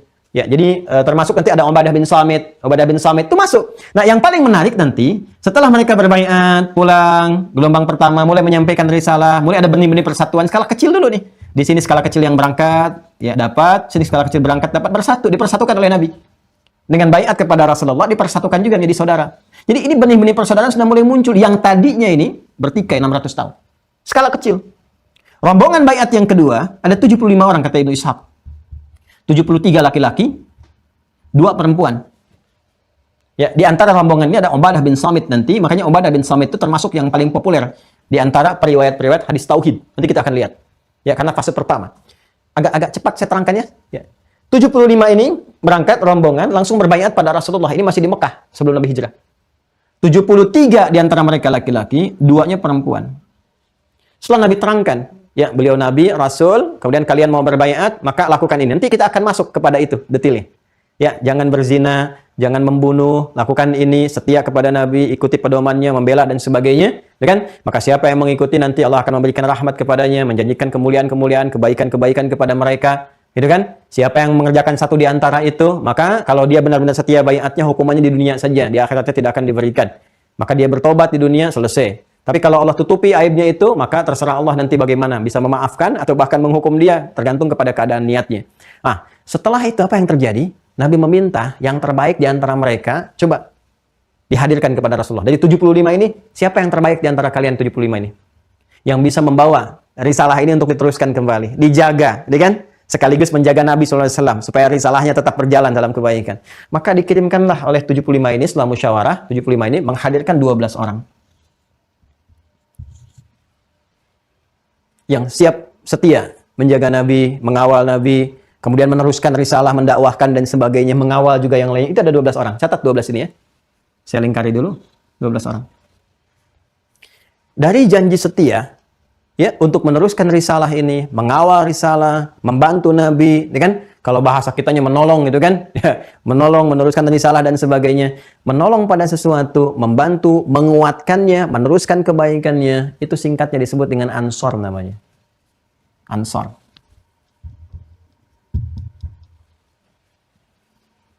Sudah? Jadi kalau sudah ada sifat Ansor, berarti itu memberikan yang terbaik yang mampu diberikan. Memberikan yang terbaik yang mampu diberikan. Apapun itu. Sekalipun itu jiwa. Ya, harta, benda, ilmu, pikiran, macam-macam termasuk jiwanya. Ini mereka setia nih. Dan di antara mereka diberikan 12 yang terbaik. Ya, dari sini, dari kesetiaan, kekuatan, ya, kemudian komitmen dan sebagainya, membantu siapapun, termasuk orang-orang yang mengikuti Nabi dan sebagainya, itu mereka punya sifat yang melekat ini. Dan ternyata ketika digali, ya, ke atas-atasnya, maka maksud ke atas itu susunan risalah. Dari sebelum Nabi Muhammad kan ada Nabi Isa alaihissalam, ke atas lagi terus, kan? Itu selalu di setiap Nabi itu ada pengikut-pengikut setianya. Yang meneruskan risalah, membantu dan sebagainya. Di kalangan Nabi Muhammad disebut dengan sahabat, ya kan? Sahabat-sahabat setia, meneruskan risalah, berdakwah dan seterusnya sebagai penjagaan kepada syariat dengan izin Allah dan subhanahu wa ta'ala. Dengan izin Allah dan petunjuknya, ya, subhanahu wa ta'ala. Nah, di masa Nabi Isa pun, Nabi Isa itu juga punya sahabat setia. Ya, yang menjaga risalah. Ya, mereka itu ada yang menyebutkan profesi mereka, ada yang mengatakan pemburu, ada yang mengatakan juga tukang celup kain, ya, rata-rata mereka itu macam-macam. Ada yang mengatakan orang-orang yang berkehidupan yang senang mengenakan kain putih dalam hidup mereka. Ya, mereka dikenal dengan Hawariyun. Al-Hawariyun. Ya, Hawariyun. Berapa jumlahnya?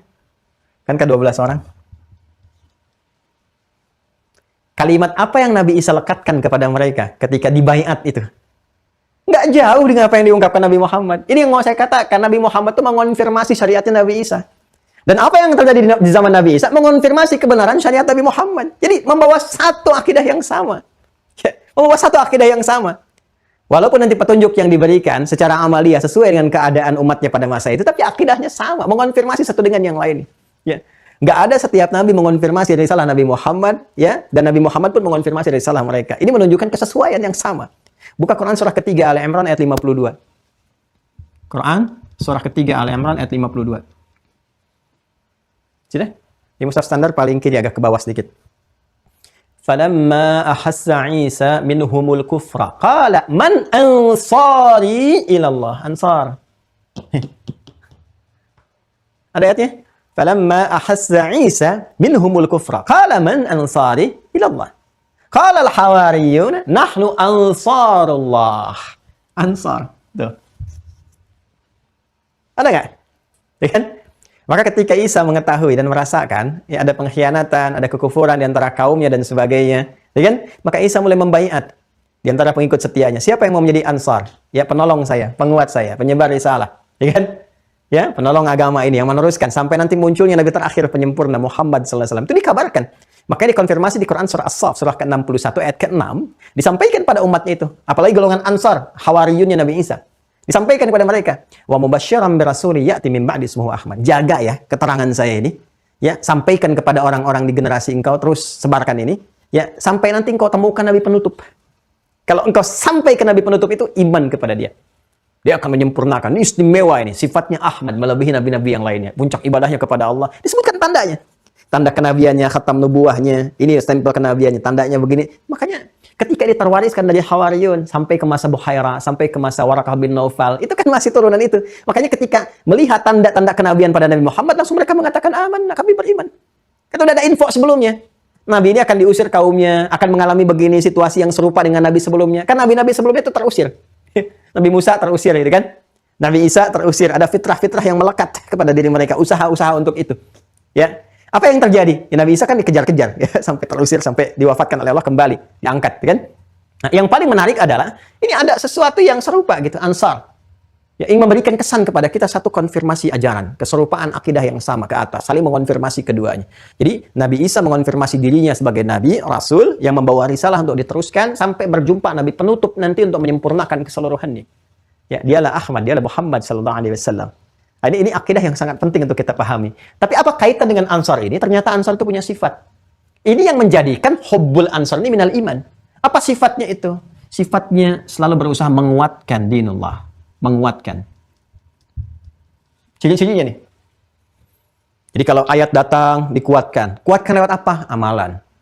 Ya, dikuatkan lewat amalan. Dibela kebenarannya dan sebagainya. Jadi, menguatkan din. Menolong. Jadi, bahasa Arab itu tinggi ya, kadang-kadang saking tingginya kalau ada orang yang belum sampai ilmunya suka salah memahami dan kadang-kadang sudah salah, sudah bodoh, nekat. Ini yang agak repot itu gitu ya. Apa yang dimaksud dengan nekat? Itu terlalu menyampaikan sesuatu dengan keliru tanpa ilmu. Dia nggak tahu, jadi dia baca terjemahan sampaikan. Misal gini, qala man ansari ilallah, qala al-hawariyuna nahnu ansarullah. Kami penolong agama Allah. Lalu muncul kata-kata, agama Allah nggak usah ditolong. Masa Allah butuh pertolongan? Nah, itu nggak paham itu.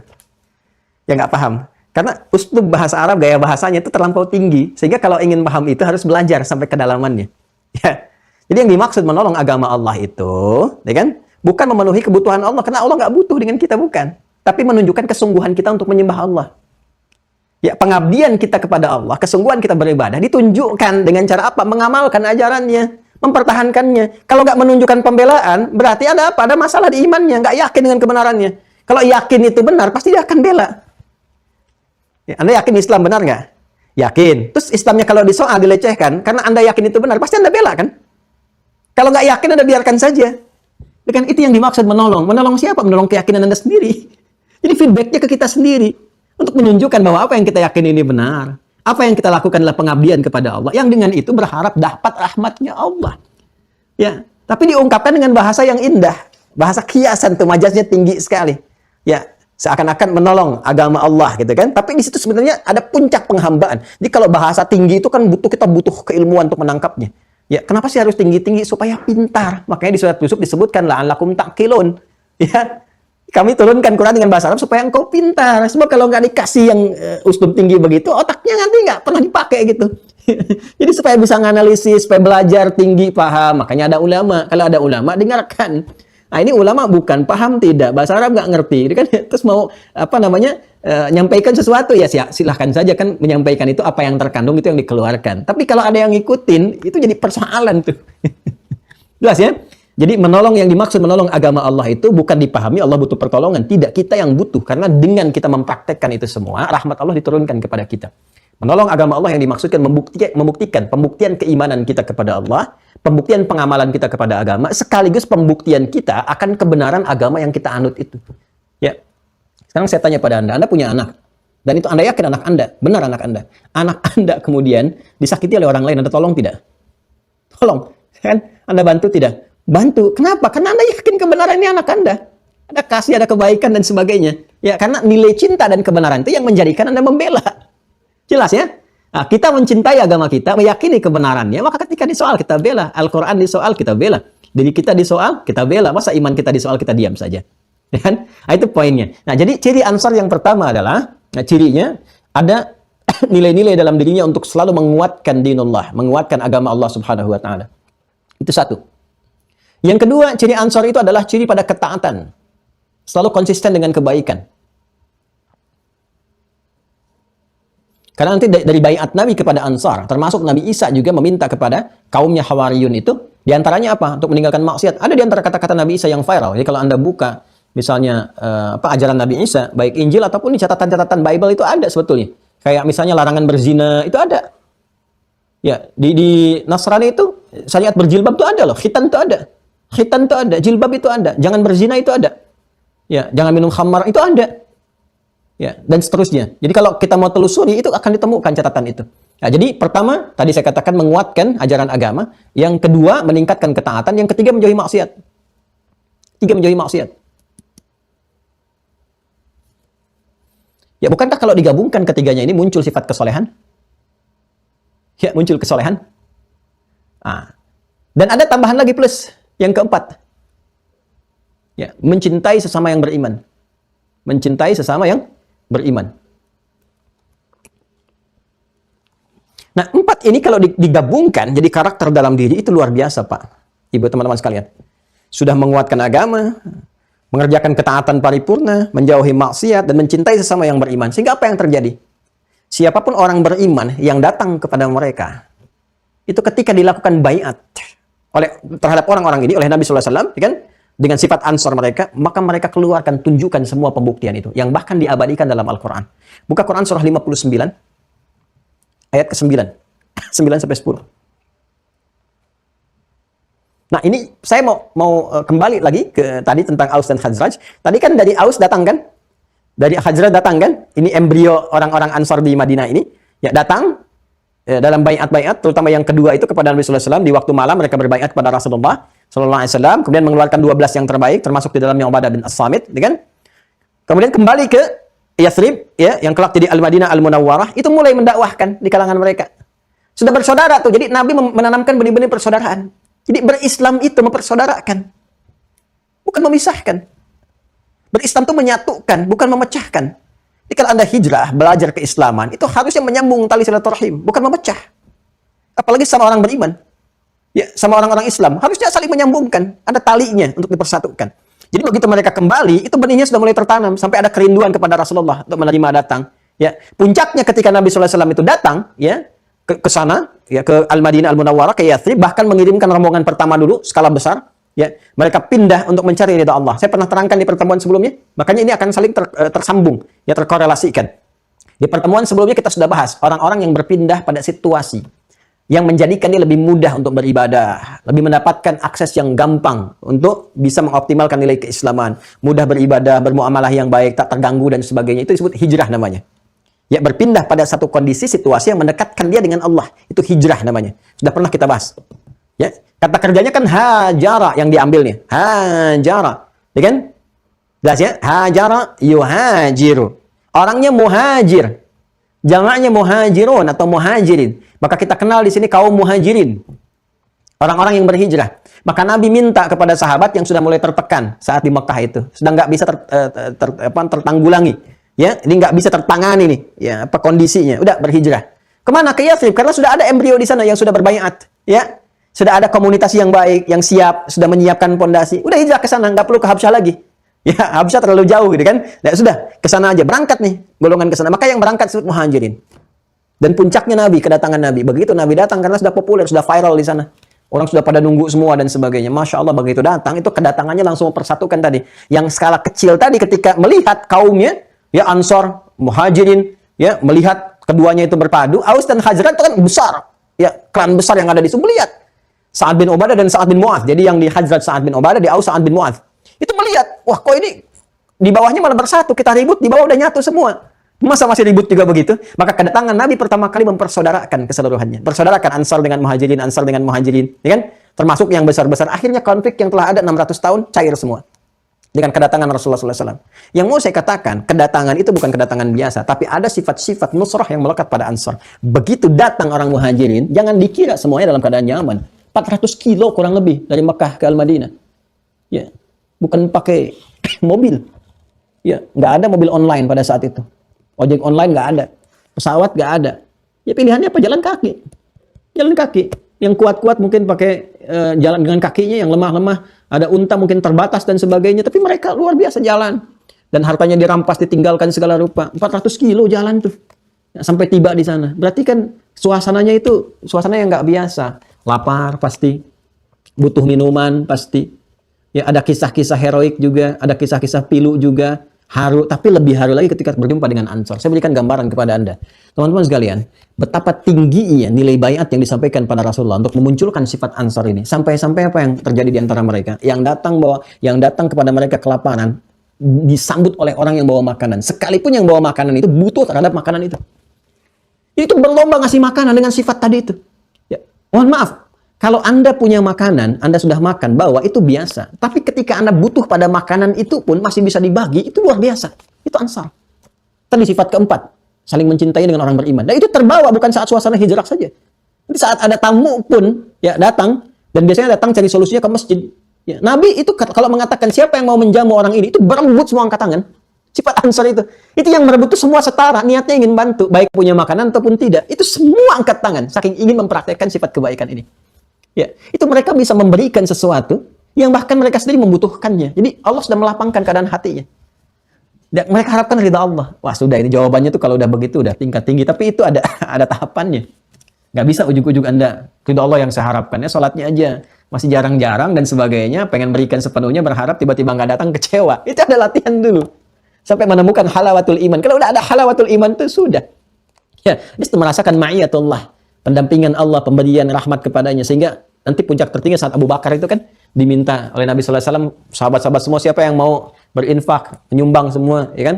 Apa yang bisa dia berikan, ya sesuai dengan batas kemampuannya. Untuk ini nih, ada proses begini, ada jihad, ada ini, ada itu. Nyumbang, Utsman nyumbang, Omar nyumbang, setengah dari hartanya. Begitu melihat Utsman, Omar, yang lain nyumbang-nyumbang, Abu Bakar berikan semuanya. Ya kan? Bakar berikan semuanya. Tapi ingat, itu Abu Bakar, bukan Adi Hidayat. Abu Bakar bukan fulan dan fulan dan fulan, diberikan semuanya.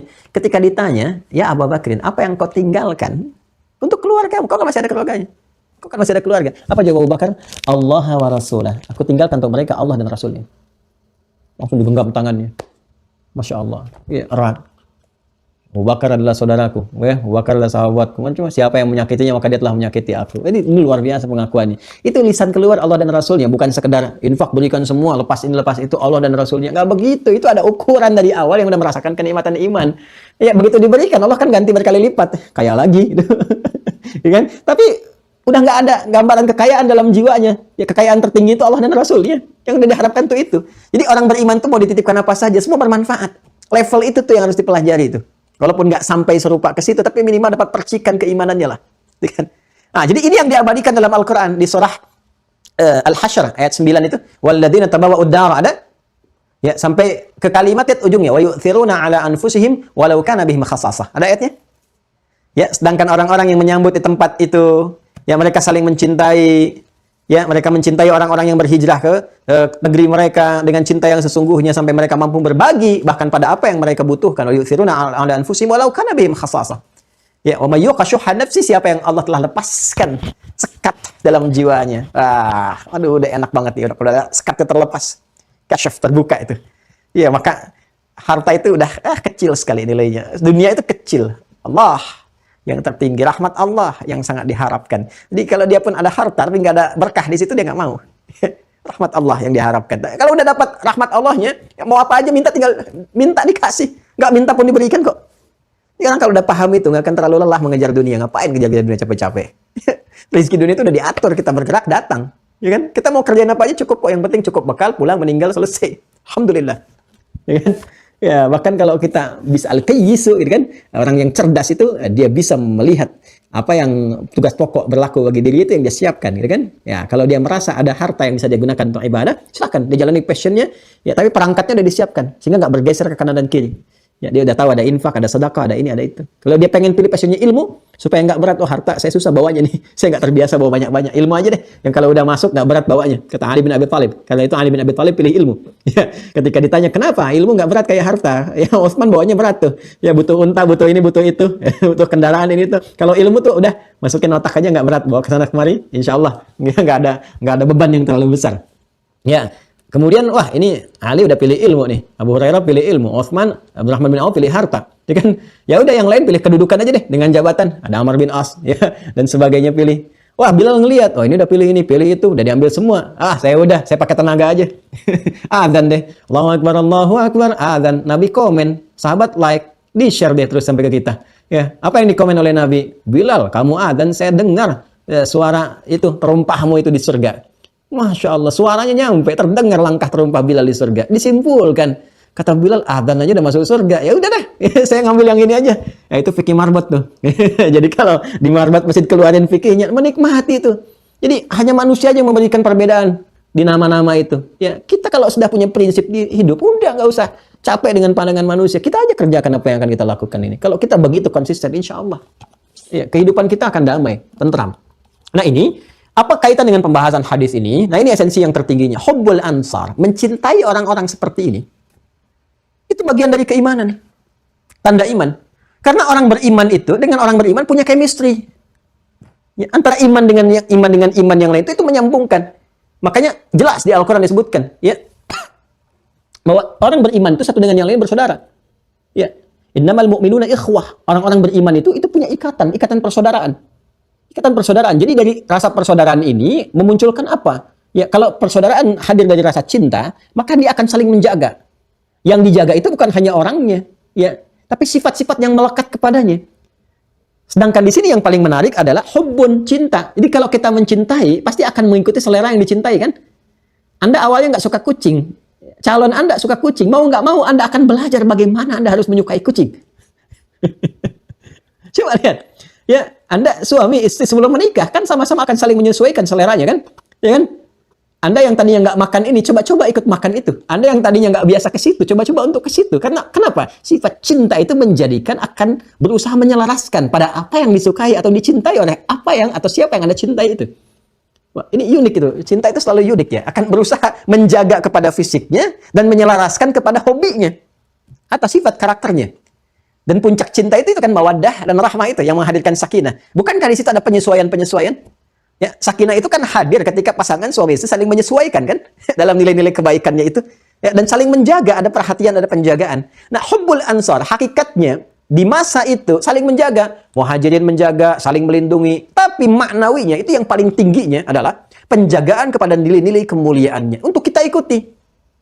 Dan kalau kita ikuti, itu tanda keimanan yang mampu menguatkan iman kita. Jadi kalau kita mengikuti karakteristik orang Ansor ini, yang kuat menjaga agamanya, menjauhi maksiat, meningkatkan ketaatan, saling mencintai sama orang beriman, itu akan menguatkan iman kita.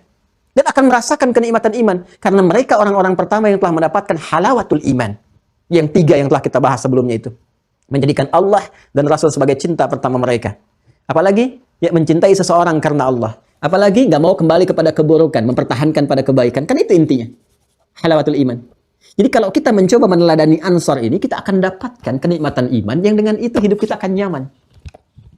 Dari mana taunya bahwa hubbul Ansor ini, ya minal iman, dari mana taunya kalau itu bisa meningkatkan iman dan diminta kita mengikuti ayat. Karena di sini kan ayatul iman. Ayat. Makanya baca lewat ayat. Ayat itu bisa dibaca tadi. Ya, lewat kenyataan sejarah yang bisa kita gali atau bahkan langsung keterangan otentik yang Allah sampaikan dalam Al-Quran. Sekarang kita lihat Quran surah ke-9 At-Taubah ayat 100. Coba lihat. Was-sabiqunal awwalun. Ada ayatnya? Yuk kita buka aja deh sama-sama ya. Kalau nggak salah kanan, paling kanan, sebelah atas tuh ya. Ada? Sebelah kanan atas, as-sabiqunal awwalun. Ada? Ayo deh lihat. Ayat 100 nanti dan ayat 117. Ya, dari ayat 100 dulu. Was-sabiqunal awwaluna minal muhajirin wal ansar. Kalau sampai situ, ya sudah, Ansar dan Muhajirin saja. Was-sabiqunal awwalun, dan coba lihat, belajarlah dari orang-orang yang terdahulu. Yang paling awal mengikuti jejak Nabi. As-sabiqun al-awwalun, yang paling awal mengikuti jejak Nabi SAW. Ada?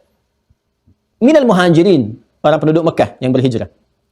Coba belajar dari mereka. Ya, makanya kita belajarnya dari mana? Sirah kan? Dan seterusnya. Ya, punya sifat-sifat, karakter-karakter.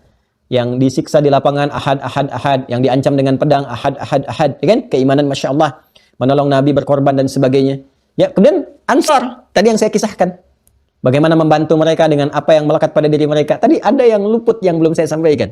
Masih ingat kisah Abdurrahman bin Auf? Ya kan? Beliau itu kan orang kaya. Pedagang yang sangat terkenal di Mekah itu. Masya Allah, ketika memutuskan masuk Islam, kan dirampas semua hartanya. Ya kan? Harta dirampas, tinggalkan keluarga, berangkat tuh dengan rombongan. Berangkat tuh nggak bawa harta, nggak bawa apa-apa. Sengaja nggak dieksekusi oleh orang-orang kafir Quraisy untuk memberikan kesan bahwa masuk Islam itu akan begini. Akan kehilangan harta benda, akan sengsara. Dan belum tentu selamat sampai Madinah, 400 kilo. 400 kilo lebih. Ya, biarin aja jalan. Termeninggal di jalan jadi pelajaran bagi yang lain. Itu gambaran mereka. Tapi apa yang terjadi? Allah berkehendak yang lain. Wa makaru makarallah wallahu khairul makirin. Sampai kemudian ke Yathrib, siapa yang menerima? Itulah indahnya Ansar. Jadi diterima sesuai sifat keadaannya. Yang butuh makanan, yang menerima orang yang bawa makanan. Yang butuh minuman, yang menerima orang bawa minuman. Dan ini Abdurrahman bin Auf kehilangan segalanya, termasuk harta benda dan keluarganya. Itu infonya sampai duluan. Jadi Allahu Akbar. Ini keadaan muhajirin ini, setiap yang hijrah, itu udah nyampe duluan keadaannya. Si fulan akan hijrah, tadinya begini-begini. Jadi yang menyiapkannya pun sesuai sifatnya. Diterima oleh orang yang termasuk golongan kaya. Jadi penduduk Madinah ini, Ansar ini. Ya, kemudian apa yang terjadi ketika diterima? Dia katakan bima makna akhil karim sami'tu annaka kunta ghaniyya. Ya, saudaraku yang mulia, aku dengar engkau ini dulu orang kaya. Dan dia tahu kalau kehilangan kekayaan, maka turun kan kebiasaan. Ya kan? Di rumus fisika kan begitu kan? Rumus gaya itu F1 berbanding lurus dengan F2. Gaya gerak sama dengan gaya dorong. Apa yang masuk itu yang keluar. Ya kan? Anda belum punya kendaraan, belum punya mobil, ya, maka tawadhu kan gayanya. Masuk angkot, turun, rendah hati, langsung sedekah. Ya kan? Tapi ketika punya mobil sendiri kan lain bedanya. Mobil kelasnya kan beda-beda. Ya, kelas biasa sampai punya yang tertinggi, Ferrari, Lamborghini kan beda-beda tuh tampilannya. Itu gaya kan? Tapi kalau turun level, ini dikhawatirkan ini. Ya, kan ada orang yang mempertahankan gaya. Makanya cukup banyak tekanan hidupnya kan karena gayanya, bukan karena hartanya. Kan? Dan dia khawatirkan kalau levelnya naik, ini kemudian turun tiba-tiba, nah dia nggak sanggup menerima tekanan. Kan di rumus fisika juga begitu. F berbanding lurus dengan P kan? Gaya berbanding lurus dengan tekanan, pressure. Ya, kan pemaknaannya di ilmu akhlak, gaya berbanding lurus dengan tekanan. Semakin banyak gaya, semakin tertekan.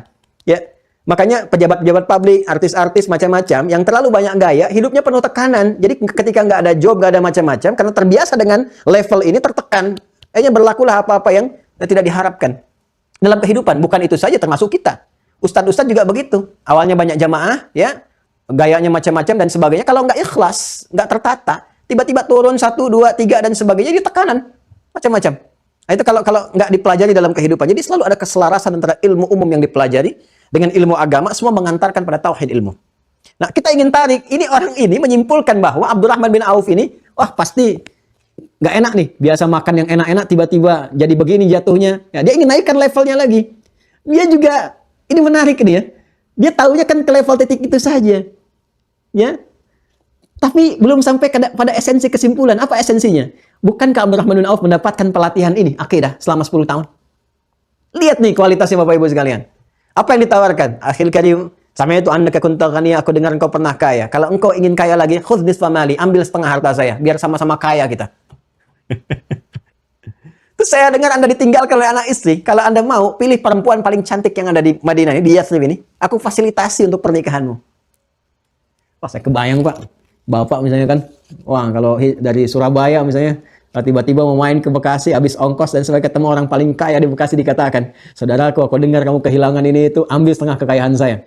Kalau mau nikah lagi, saya fasilitasi, pilih yang paling cantik di Bekasi. Kira-kira apa jawaban Anda? Diterima atau tidak ditolak? Lihat nih, lihat bagaimana seorang Abdurrahman bin Auf yang telah mendapatkan penataran dari Nabi itu. Ikut madrasah Nabi di Darul Arqam itu selama 10 tahun. Allah wa Rasulah, hubbul iman. Ya, halawatul iman. Cinta imannya, kenikmatan imannya menjadikan apa yang diajarkan Nabi dipraktekkan lebih dulu. Dan dianggap dunia itu kecil. Dijawab oleh Abdurrahman bin Auf, jazakallah khair. Terima kasih, semoga Allah berikan pahala kepada Anda atas tawaran-tawaran kebaikan. Arini ainal aswaq. Cukup tunjukkan kepadaku di mana pusat bisnisnya. Karena beliau itu pedagang, pebisnis, dan sudah belajar dari Nabi. Bagaimana hikmah-hikmah kehidupan, bagaimana tentang akidah, bagaimana prinsip-prinsip dalam sholat dipraktekkan. Begitu dipraktekkan, kurang lebih 2 tahun lah sudah settle hidupnya. Ya, 3 tahun sudah jadi termasuk orang paling kaya. Termasuk paling kaya di lingkungan Madinah itu. Sampai jadi orang yang terkaya. Jadi ternyata tauhid itu, belajar akidah ini bikin kaya kalau memang Anda pengen kaya. Dan kayanya level ketiga. Ya, level pertama kan kaya standar, kaya. Level kedua kan kaya banget. Level ketiga kebangetan kayanya. Ya, jadi kalau orang itu belajar akidah dengan benar, itu akan kebangetan kayanya. Kalau pintar, kebangetan pintarnya. Ya, kalau punya kedudukan, kebangetan berkuasanya. Tapi karena dia basicnya akidah, jadi semua manfaat. Kebangetan hartanya, kayanya, hartanya itu yang kebangetan, itu kebangetan manfaatnya. Jadi semua itu manfaat. Tahukah Anda, Abdurrahman bin Auf ini, pekerjaannya apa dari harta kekayaannya itu? Sepertiga orang Madinah yang tak mampu bekerja disantuni. Sepertiga yang punya utang dibebaskan dari utangnya. Sepertiga yang lainnya disodakahi. Artinya apa? Semua penduduk Madinah dapat kebagian dari hartanya Abdurrahman bin Auf. Ini satu orang. Itu kaya yang sesungguhnya. Jadi harta itu kalau dititipkan pada orang beriman, yang simpul imannya itu kuat, maslahatnya banyak. Coba mana orang-orang paling kaya sekarang? Di masa-masa pandemi sekarang ini. Bisa nggak setidaknya nyumbangkan tuh? Ya, yang ratusan triliun, puluhan triliun. Ya, saya kira 1 triliun juga mungkin akan terjaga bagi dirinya sampai selesai. Bisa nggak menyumbangkan itu? Ya, untuk dirasakan manfaatnya. Ya, cari makan di Indonesia, yang kerja orang-orang Indonesia, ketika orang-orang yang bekerja untuk dia ini mengalami kesulitan. Dan bangsanya itu sekarat dalam nafas yang terengah-engah. Bisakah dia mengeluarkan apa yang telah bangsa berikan kepadanya? Ya, masyarakat supportkan untuk menjadikan dia orang yang disebutkan di Forbes dan macam-macam sebagai terkaya itu untuk berbagi. Bisa nggak? Kalau Anda nggak mendapatkan itu, maka dari sekarang titipkan ya tenaga, karya dan sebagainya, titipkan pada orang-orang beriman supaya bermanfaat. Atau Anda sendiri beriman, hijrah sekarang. Ayo, dengan iman Anda tuh, jadi pebisnis yang beriman, pejabat yang beriman, supaya bisa merasakan manfaatnya. Sehingga keislaman itu bisa dirasakan dalam kehidupan. Nah, ini teman-teman sekalian. Nah, bagaimana caranya? Ini, teruskan ayatnya. Walladzina taba'uhum bi ihsanin. Ini dalilnya. Dan orang-orang yang mengikuti mereka. Jadi hubbul ansar itu, tanda-tanda keimanan, ayatul iman, hubbul ansar, tanda yang bisa menguatkan iman, cinta kepada ansar. Nah, cinta itu tadi kan saya katakan di awal, bukti cinta itu dengan mengikuti, menjaga, menghadirkan kesamaan rasa. Sekarang, kata Nabi, kalau Anda ingin mendapatkan rasa kenikmatan iman, ya kan? Kenikmatan beribadah, kenikmatan menghindari maksiat, coba ikuti ansar. Walladzina taba'uhum bi ihsanin. Dan orang-orang yang mengikuti jejak orang ansar itu dan muhajir itu dengan ihsan. Ihsan kan level yang keempat. Tayyib, khair, ma'ruf, ihsan. Dikumpulkan jadi saleh. Jadi kalau Anda ingin ikuti ansar, ikuti kemudian muhajirin. Bagaimana caranya? Dengan ihsan. Apa itu ihsan? Kembali ke hadis Muslim, nomor hadis yang ke-8. Ya, di Al-Arba'in nomor hadis yang kedua. Disebut dengan hadis Jibril. Apa itu ihsan? Dikonfirmasi langsung di lisan Nabi SAW yang mulia. Al-ihsanu an ta'budallaha ka'annaka tarah, fa in lam takun tarahu fa innahu yarak. Engkau memulai dengan menjadikan semua kegiatanmu sebagai ibadah karena Allah. Lillah. Maka sekarang latihan lillah. Memandang karena Allah, mendengar karena Allah, berkata karena Allah, mencintai karena Allah, membenci karena Allah. Latihan itu dulu. Kalau udah latihan, lihat profesi masing-masing. Bapak ibu sebagai apa? Sebagai ayah, sebagai ibu. Ya, Anda kerjanya di mana, sebagai apa? Nanti keluarkan miniasi. Ya, miniaturnya keluarkan di kehidupan era-era itu Ansar dan Muhajirin. Keluarkan sifatnya. Oh, Anda pejabat. Pejabat di mana? Nih, lihat. Di kehidupan zaman itu, imma yang Muhajirin, imma yang Ansar. Pasti memegang jabatan itu. Nggak percaya, silahkan cek di sirah. Anda di militer, Anda di Kamtibmas, ada. Kalau militer kan TNI, Kamtibmas kan nanti ke polisi. Ya kan? Ada. Siapa sosoknya? Cari. Jadi yang terbaik. Anda di pejabat, diplomat, ada. Gubernur, ada. Apalagi? Pebisnis, banyak. Ya, berdagang, banyak. Dagangnya apa? Hewan, ada. Ternak. Kebun ada, sampai ada fikih kebun sendiri, ternak sendiri, dan sebagainya. Nggak ada satupun aktivitas yang kita kerjakan, kecuali nilainya, value-nya, bimbingannya, itu ada miniasinya di masa lalu. Yang hebatnya, kurikulum bimbingan itu dibawa ke setiap generasi pun akan sesuai dengan masanya. Eranya modern, Boleh jadi bertambah, sekarang ada digital, ada macam-macam, tapi tetap nggak akan pernah luput dari nilai-nilai tadi. Yuk kita belajar. Makanya itu penting dikeluarkan. Ya, even itu di rumah tangga. Ya, coba cek. Makanya kan saya sering katakan, kalau kita ngaji, keluarnya ada satu-satu. Hadis-hadisnya, apanya. Jadi, tapi satukan, terintegrasi semuanya itu. Itu enak ngajinya. Dan insya Allah saya tidak mampu menjanjikan, karena saya tidak tahu kan usia kita sampai di mana gitu. Tapi kita bisa merencanakan, punya keinginan. Jadi kalau ini udah kuat betul, udah matang, udah betul, ngaji ini ada, kan sudah jelas nih dari awal. Panduannya, nilainya, contohnya, orangnya, kaumnya, kita satukan. Nanti babnya beda sendiri. Kalau pas Quran ayatnya, ada ulumul Qurannya dulu, ada tafsirnya. Pas hadis, nanti ada bagian penjelas hadisnya, ada kitabnya, pas sirah, ada nanti kita kumpulkan jadi satu. Tinggal nanti, makanya kenapa saya nanti akan tutup akhir tahun ini dulu untuk angkatan pertama, supaya bisa diklasifikasikan. Makanya Anda isi datanya tuh. Nggak apa-apa, nggak usah malu diisi profesinya apa. Nanti supaya dipetakan, kita bikin kelasnya itu maksudnya. Kalau Anda di kesehatan, nanti ada kelas sendiri. Nanti saya bikinkan kurikulum untuk kesehatan. Ya, kalau Anda di bisnis, nanti ada kurikulum bisnis. Jadi nanti yang profesinya di bisnis, ini kelasnya di sini. Dagang ini, yang di kantoran yang ini. Jadi kurikulumnya sesuai dengan apa yang dikerjakan. Nanti yang ibu rumah tangga ini, kan? Apa saja turunan-turunannya. Itu maksudnya. Kalau ini sudah kuat. Ya, nanti yang angkatan berikutnya ngaji ini lagi, tapi nanti diputerin video dari awal sampai akhir ujian, nanti saya sapa, kemudian diskusi dan sebagainya. Itu maksudnya. Nah, kalau kemudian kita kerjakan, kita ikuti, Allah akan ridha kepada kita. Ya, makanya panggilan mereka radhiyallahu anhu, radhiyallahu anhum. Kan Allah ridha. Nah, kita itu diminta untuk mengikuti itu supaya Allah ridha. Udah imannya kuat, anti maksiat, ya, pengikut yang taat, saling mencintai karena Allah dan Allah ridha. Makanya kita ikutin. Setiap kali kita ngaji hadis, apa yang kita ucapkan? Radhiyallahu anhu, radhiyallahu anha, radhiyallahu anhum, radhiyallahu anhum. Dari mana kalimat itu? Langsung penetapannya dari Allah. Baca ayatnya. Teruskan. Walladzina taba'uhum bi ihsanin radhiyallahu anhum wa radu'an. Ada enggak? Radhiyallahu anhum wa radu'an. Ada tuh. Jadi dari sini dituangkan. Jadi kalau Anda pengen dapat radhiyallahu anhu, radhiyallahu anha dan sebagainya, ikutin jejaknya. Jangan mengklaim diri sendiri. Ya, ini kan ada macam-macam. Saya dokter ini MA, kan? MA, Master of Art. Ini MPD, Master Pendidikan. Saya nih, gitu kan? Asep bin Suherman, RA. Apa RA? Radhiyallahu anni. Radhiyallahu anni. Itu gelar radhiyallahu anhu itu udah Allah yang tetapkan. Ya, jadi kita ikutin aja sampai generasi kita yang akan datang mengenal jejak kita yang pernah belajar, pernah dimira, mempraktekkan, saling mencintai karena Allah, saling support, bersaudara, dipersaudarakan semuanya. Nanti biarkan Allah nanti yang menetapkan dan menginformasikan, memviralkan. Nabi Ibrahim kan cuma disampaikan kepada beliau, ya, ayo kamu umumkan aja. Kan ketika itu dia bertanya, ya Allah bagaimana aku umumkan? Kan di surat Al-Hajj itu, bagaimana aku umumkan? Siapa yang dengar kalau aku sampaikan? Enggak, tugas kamu mengumumkan, nanti saya yang memviralkan. Bahasa kita kan begitu, ya. Ya, makanya Allah kan sampaikan kan, umumkan kepada manusia untuk berhaji. Nanti akan datang setiap orang dari sudut-sudut di muka bumi ini untuk berhaji, untuk datang dan seterusnya. Maka tugas kita beramal aja. Wa qul i'malu fasayarallahu amalakum. Ya, bekerja, beramal, maksimalin. Nanti satu saat apa yang kita lakukan akan dibuka di akhirat atau bahkan legasinya akan diabadikan oleh Allah, dikenang di setiap masa. Bukankah orang-orang dulu pun kita ingat sekarang? Termasuk para pahlawan kita di negeri kita tercinta, kita doakan semoga Allah memuliakan mereka dan sebagainya. Maka kita punya kesempatan itu mumpung masih hidup. Ya, kalau sudah meninggal ya sudah bisa nggak berbuat apapun.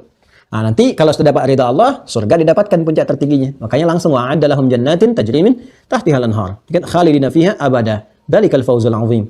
Ya, maka dia dapatkan surga dengan segala keindahannya, itulah kemenangan yang nyata. Nah, jadi kalau kita mau benar-benar menang, misi kita tuntas di dunia ini, baik, jadi orang yang sejati, menangnya menang betulan. Dan menang banyak. Oh, dia menang banyak. Ini kita harus menang banyak. Ini ayat tentang menang banyak dalam kehidupan. Ya kan? Maka jadi apa kita? Jadi pengikut orang-orang yang hebat. Ikutin aja yang hebat. Ini udah fitrah kok. Ya, kalau Anda mau hebat, Anda belajar pada guru yang hebat kan? Ikuti jejaknya. Ya, kan para peneliti, penemu sekarang kan ngikut ke atasnya. Ini hebat diikutin, bagus jadi muridnya. Kan? Nah, sekarang kalau Anda mau hebat, ikutin orang hebat di masa lalu. Tuh, lihat banyak. Ya, prototipenya ada di Ansor, di Muhajirin dan sebagainya. Ikuti mereka dan alhamdulillah. Kalau kita nanya, ya Allah, mereka kan udah meninggal. Aku sudah tugaskan hamba-hambaku dari kalangan ulama untuk mengabadikan jejak mereka. Nih, biografinya. Ada semua. Karena itu alhamdulillah ada yang berjilid-jilid. Anda bisa cari. Syiar Alam Nubala ada. Wafayatul A'yan ada. Kita bisa bahas tuh, itu satu. Di kitab Musnad untuk hadisnya ada, ya. Nah, jadi ini yang kita dapatkan teman-teman sekalian, pelajaran di hari ini. Tinggal nanti detailnya apa yang Nabi sampaikan kepada orang-orang Ansor ini sehingga mereka menjadi Ansor. Apa saja poinnya? Tadi kan kita sudah mendapatkan ikutin mereka. Bagaimana cara mengikutinya kan? Nah, kita dapatkan keluarkan profilnya. Sekarang kita keluarkan yang umumnya dulu. Kepada semua itu, dari semua yang umum itu, yang beda-beda itu, apa yang Nabi sampaikan pertama kali sehingga membentuk karakter mereka. Jadi orang-orang hebat, orang-orang kuat dengan segala profesinya, yang nanti kita akan keluarkan satu persatu di antara mereka jalur-jalurnya. Insya Allah di pertemuan selanjutnya kita akan lanjutkan bagaimana pesan-pesan Rasulullah kepada orang-orang hebat ini sehingga melahirkan karakter yang kuat dalam berkehidupan. Demikian disampaikan. Semoga setidaknya bisa menambah pengetahuan, menguatkan keimanan kita. Selebihnya saya serahkan dan bertawakal pada Allah Subhanahu wa taala. Ya, Allah berkenan memberikan hidayah kepada siapapun yang Allah kehendaki, tapi kita pun punya ikhtiar untuk menjemput hidayah itu. Ya, walladzina jahadu fina lanahdiyannahum subulana. Orang-orang yang sungguh-sungguh serius ingin berubah, mendekat kepada Allah, demikian akan kami tunjukkan jalan-jalan kebaikan yang telah kami tetapkan menuju ridha Allah Subhanahu wa taala. Demikian disampaikan. Sekarang sudah tanggal berapa? 27. 27 ya. Setelah tanggal 27 berarti ada 4 hari lagi teman-teman sekalian. Mudah-mudahan bisa efektif pembelajaran kita. Dan di awal tahun depan kita sudah dapat datanya. Mohon izin yang sudah terdaftar mengaktifkan akun, tolong datanya dilengkapi. Itu kepentingannya untuk memberikan tadi ya klasifikasi-klasifikasi sesuai dengan kebutuhan-kebutuhan yang diperlukan dalam menjalani kehidupan. Kalau ada yang salah mohon ditinggalkan, jangan dipertahankan, jangan dibela bela-belanya. Kalau memang salah tinggalkan. Ya, kalau memang ada kebaikan, amalkan itu petunjuk Allah dan Rasulnya. Jangan mengkultuskan saya, ada orang-orang yang baik, yang banyak, yang bisa diambil faidahnya, ambil ilmu mereka, dan mohon didoakan supaya Allah mengampuni kami. Tapi tetap apapun yang didapati, kita koreksi kembali, pelajari kembali. Jika ada menemukan kekurangan, sampaikan, supaya saya bisa teliti. Kalau ternyata kesalahpahaman, saya akan terangkan. Kalau ternyata salah, saya akan minta maaf dan tolong jauhkan itu. Kalau baik, saya akan katakan, ini adalah yang Allah berikan, dan semua pujian kembali kepada Allah Subhanahu wa taala. Semoga dengan itu jadi bimbingan kehidupan yang baik untuk kita semua. Allahumma taqabbal minna innaka antas samiul alim wa tub alaina innaka antat tawwabur rahim. Allahumma ya Allah rzuqna ni'mata hubbil ansar wal muhajirin. Allahumma rzuqna ni'mata hubbil ansar wal muhajirin wa qawwi imanana ya arhamar rahimin waj'alna minal mu'minin al haqiqiyyin al muttaqin as salihin wa sallallahu ala sayyidina Muhammad wa ala alihi wa sahbihi ajma'in wa akhiru da'wana subhanakallahumma wa bihamdika nashhadu an la ilaha illa anta nastaghfiruka wa natubu ilaik. Walhamdulillahi rabbil alamin. Assalamualaikum warahmatullahi wabarakatuh.